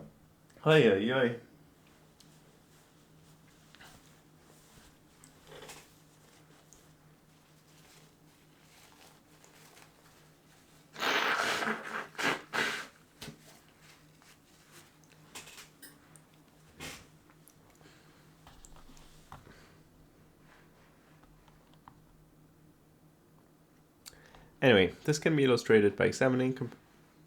okay, already found something the instant. What the hell? There's just 2 verbs after another. Okay, let's fix that.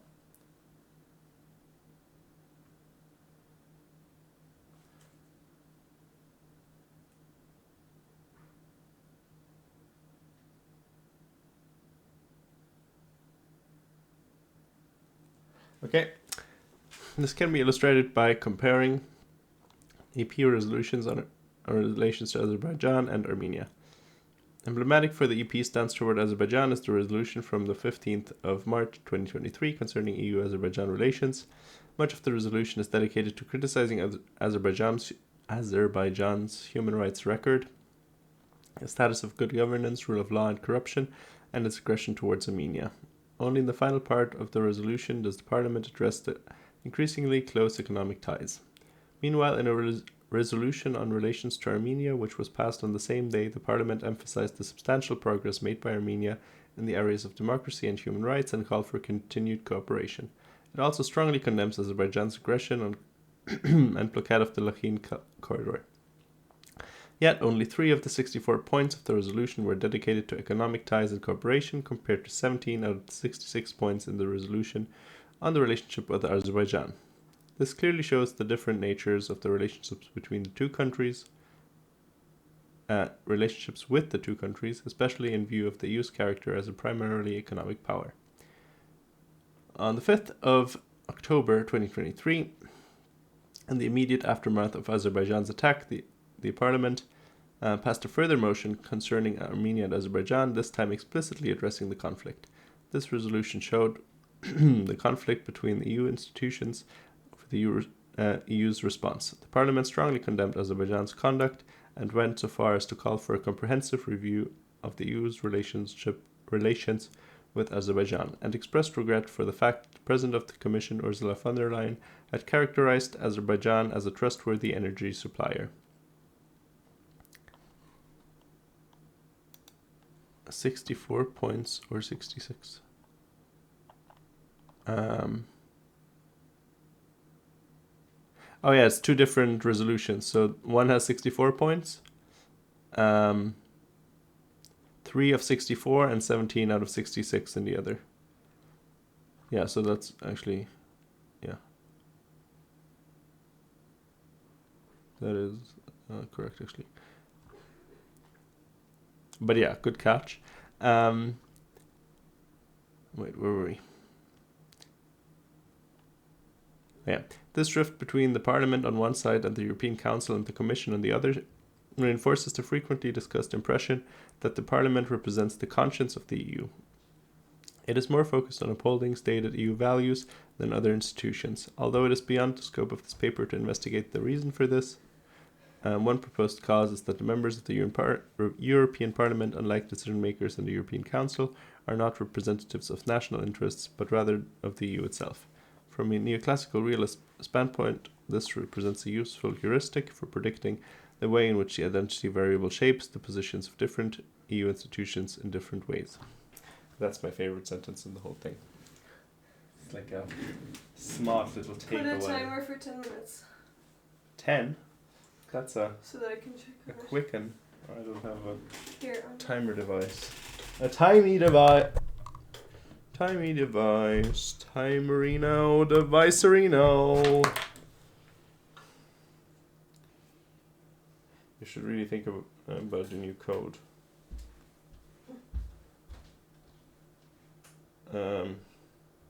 This one is too silly. 10 minutes, you say? Yes. Alright. Go! Let's go! Are you coming back?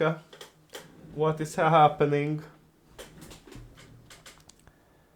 In any case, it appears that the decision makers in the European Council and Commission President von der Leyen were less influenced by value considerations, preferring to prioritize strategic concerns. While von der Leyen, in a joint statement with Armenian Prime Minister Pashinyan, also condemned the military operation, she did not call into question the future of the EU's energy and resource cooperation with Bye, Azerbaijan. sheep. Have the best time. Let us know how it goes and enjoy your food and the movie. Thanks so much for coming in. And the movie, And my thanks so goodness. much for the gifted subs. I really appreciate it. What movie? Transformers. Wait. That's good, because that encourages her to fall asleep on your shoulder. No, because she likes action movies. Yeah, but Transformers. She'll love it. It's a great decision. I would love it as well. No, it I really love shows that she Transformers. appreciates you. Anyway, In any case, I would only sorry. go to Transformers with someone I really like. Here. Okay. Neoclassical realism stipulates that the perception of... Oh my goodness, we have a huge raid. Oh yeah, politics channel, go off. Boo! Hello, Emily. It's Thanks so so loud. much for the raid. We are Diana- not doing chess right now. Diana once went to Oppenheimer just to sleep. Actually, So, I had a layover in Edinburgh and Edinburgh, I found as I like to call it. the longest movie, which was Oppenheimer, and I was like, oh, perfect for sleeping. Hoppy woppy. Thank you so much for the read. I hope you had a great stream. We are looking over a university paper, so it's going to be maybe very entertaining or not so entertaining. Very Hey, entertaining. Justin. I hope you're good. I'm blurry again. Okay, so neoclassical. Did you put an alarm? Yes. Okay. See you. Have a great day. Thanks for Lol. the raid. We get the old. Shout out We get to- hit with the old Do lol. you have any mods? I don't think we have any mods. You. Okay, shout out. Well, me, I guess, as well.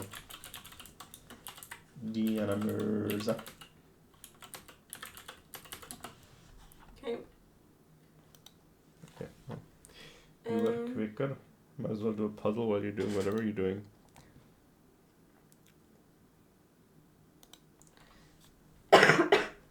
Okay. Hope the running works out well, or what's working out well. Anyway, go on, or will I read?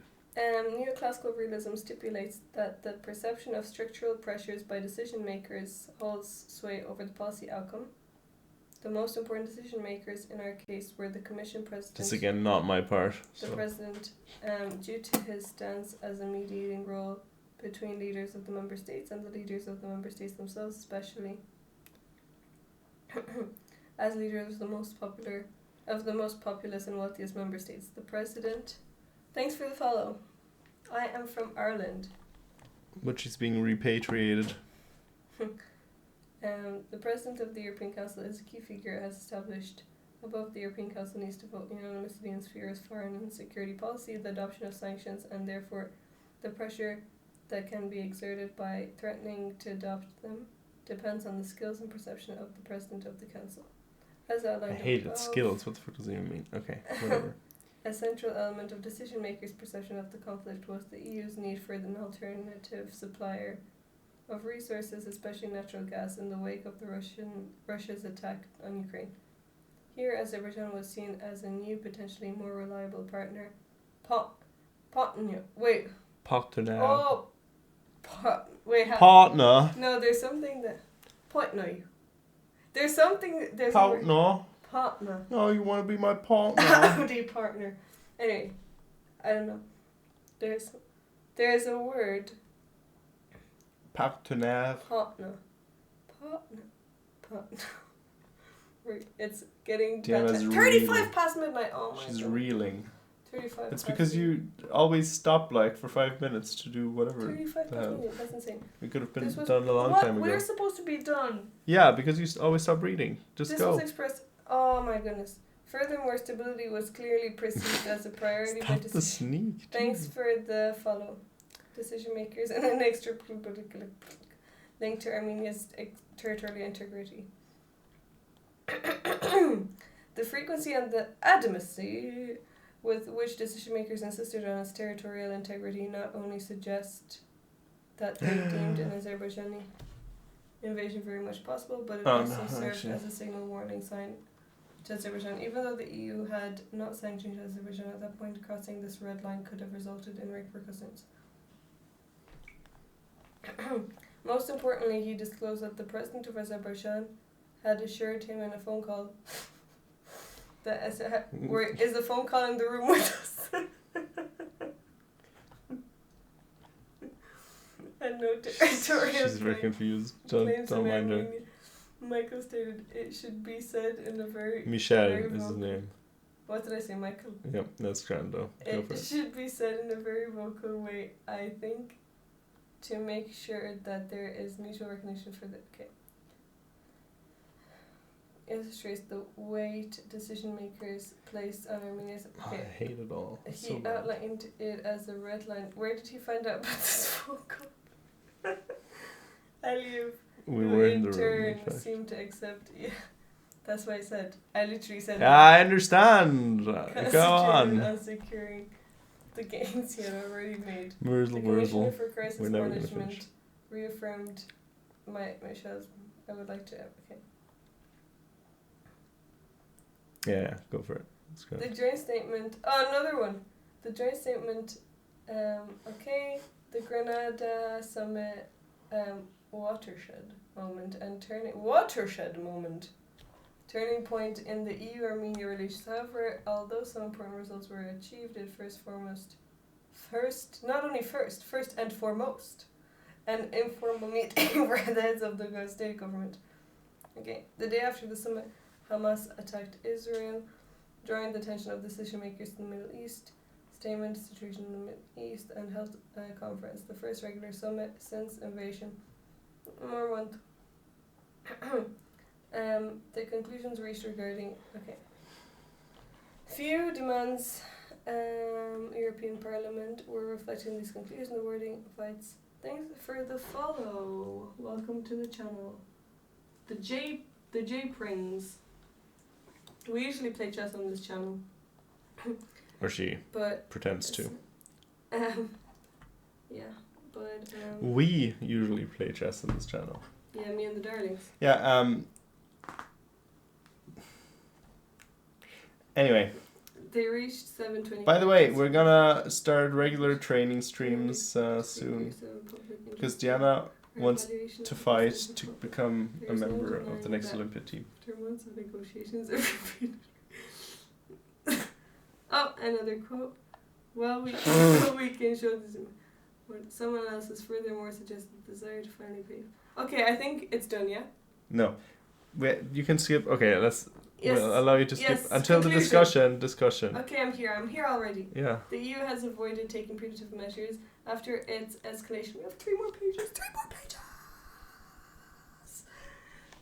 Which could have we made it? We're at the final sprint. Yes, Chris Random. I will. I'll stream tomorrow. Stop In asking fact. questions. Now is not the time. Take I'm it. not Shape asking economic. This can something has been. 1 minute. However, the structural pressure only unfolded its influence in policy after the requirement of unanimity. Here, material interests prove more influential than normative. Meanwhile, the normative resolutions, which does not have ability to material finding, is decision making. Because identity plays somewhat subordinate role when in conflict. Nonetheless, it played a key role in areas not constrained by these interests. Accordingly, the EU has pushed strongly towards a deepening of its ties in Armenia, as we demonstrated with the manifestations of EU's. The role of policy perception harder about it. We did find convincing evidence that the territorial integrity, Armenia's ability, did not play an important role in rallying the member states. The position of the looming threat Armenia prospect for the stabilizing. Unfortunately, we do not have the means to research the methodological pure reconstruction perception only. Oh, I need to change that. That's the worst fucking part of the whole thing. Oh, here's Chris.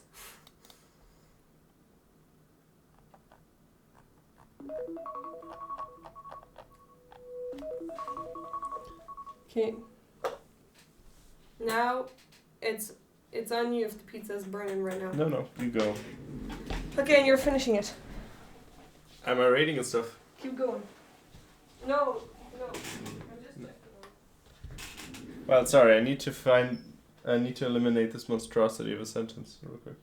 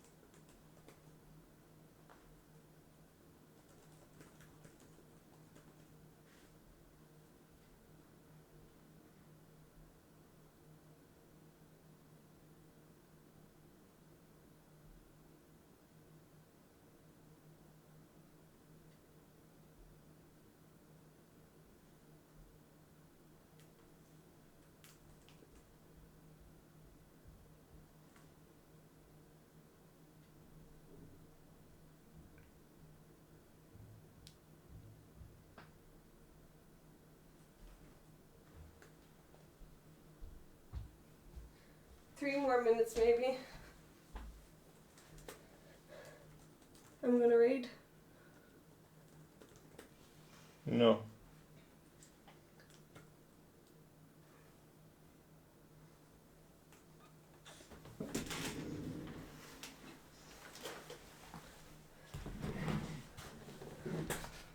Okay. So we're on conclusion. Oh, perfect. Okay. Wait, no, we're not.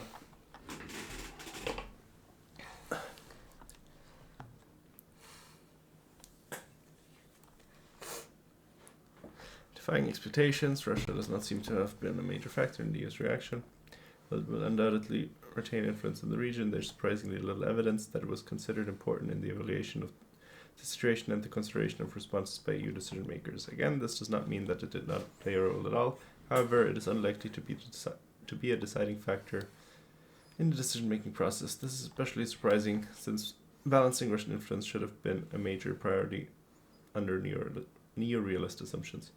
From a theoretical perspective, the absence of such statements constitutes a failed smoking gun test, i.e. the existence of explicit confirmation by decision-makers would have been a sufficient but not necessary condition for our hypothesis.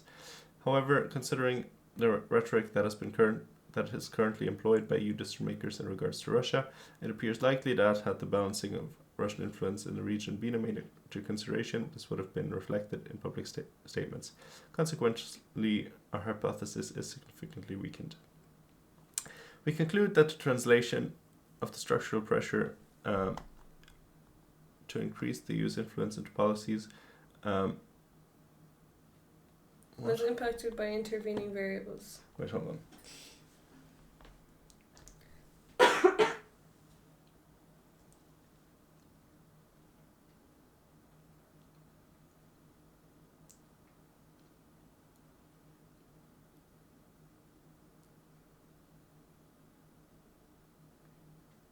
I mean, I guess it does make sense.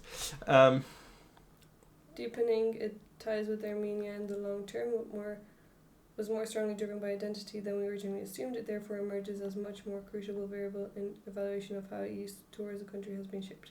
This also implies Dooner alone struggles to explain the policy outcome and the intervening valuables of NCL. Smith dedicated most of his paper to the three intervening variables.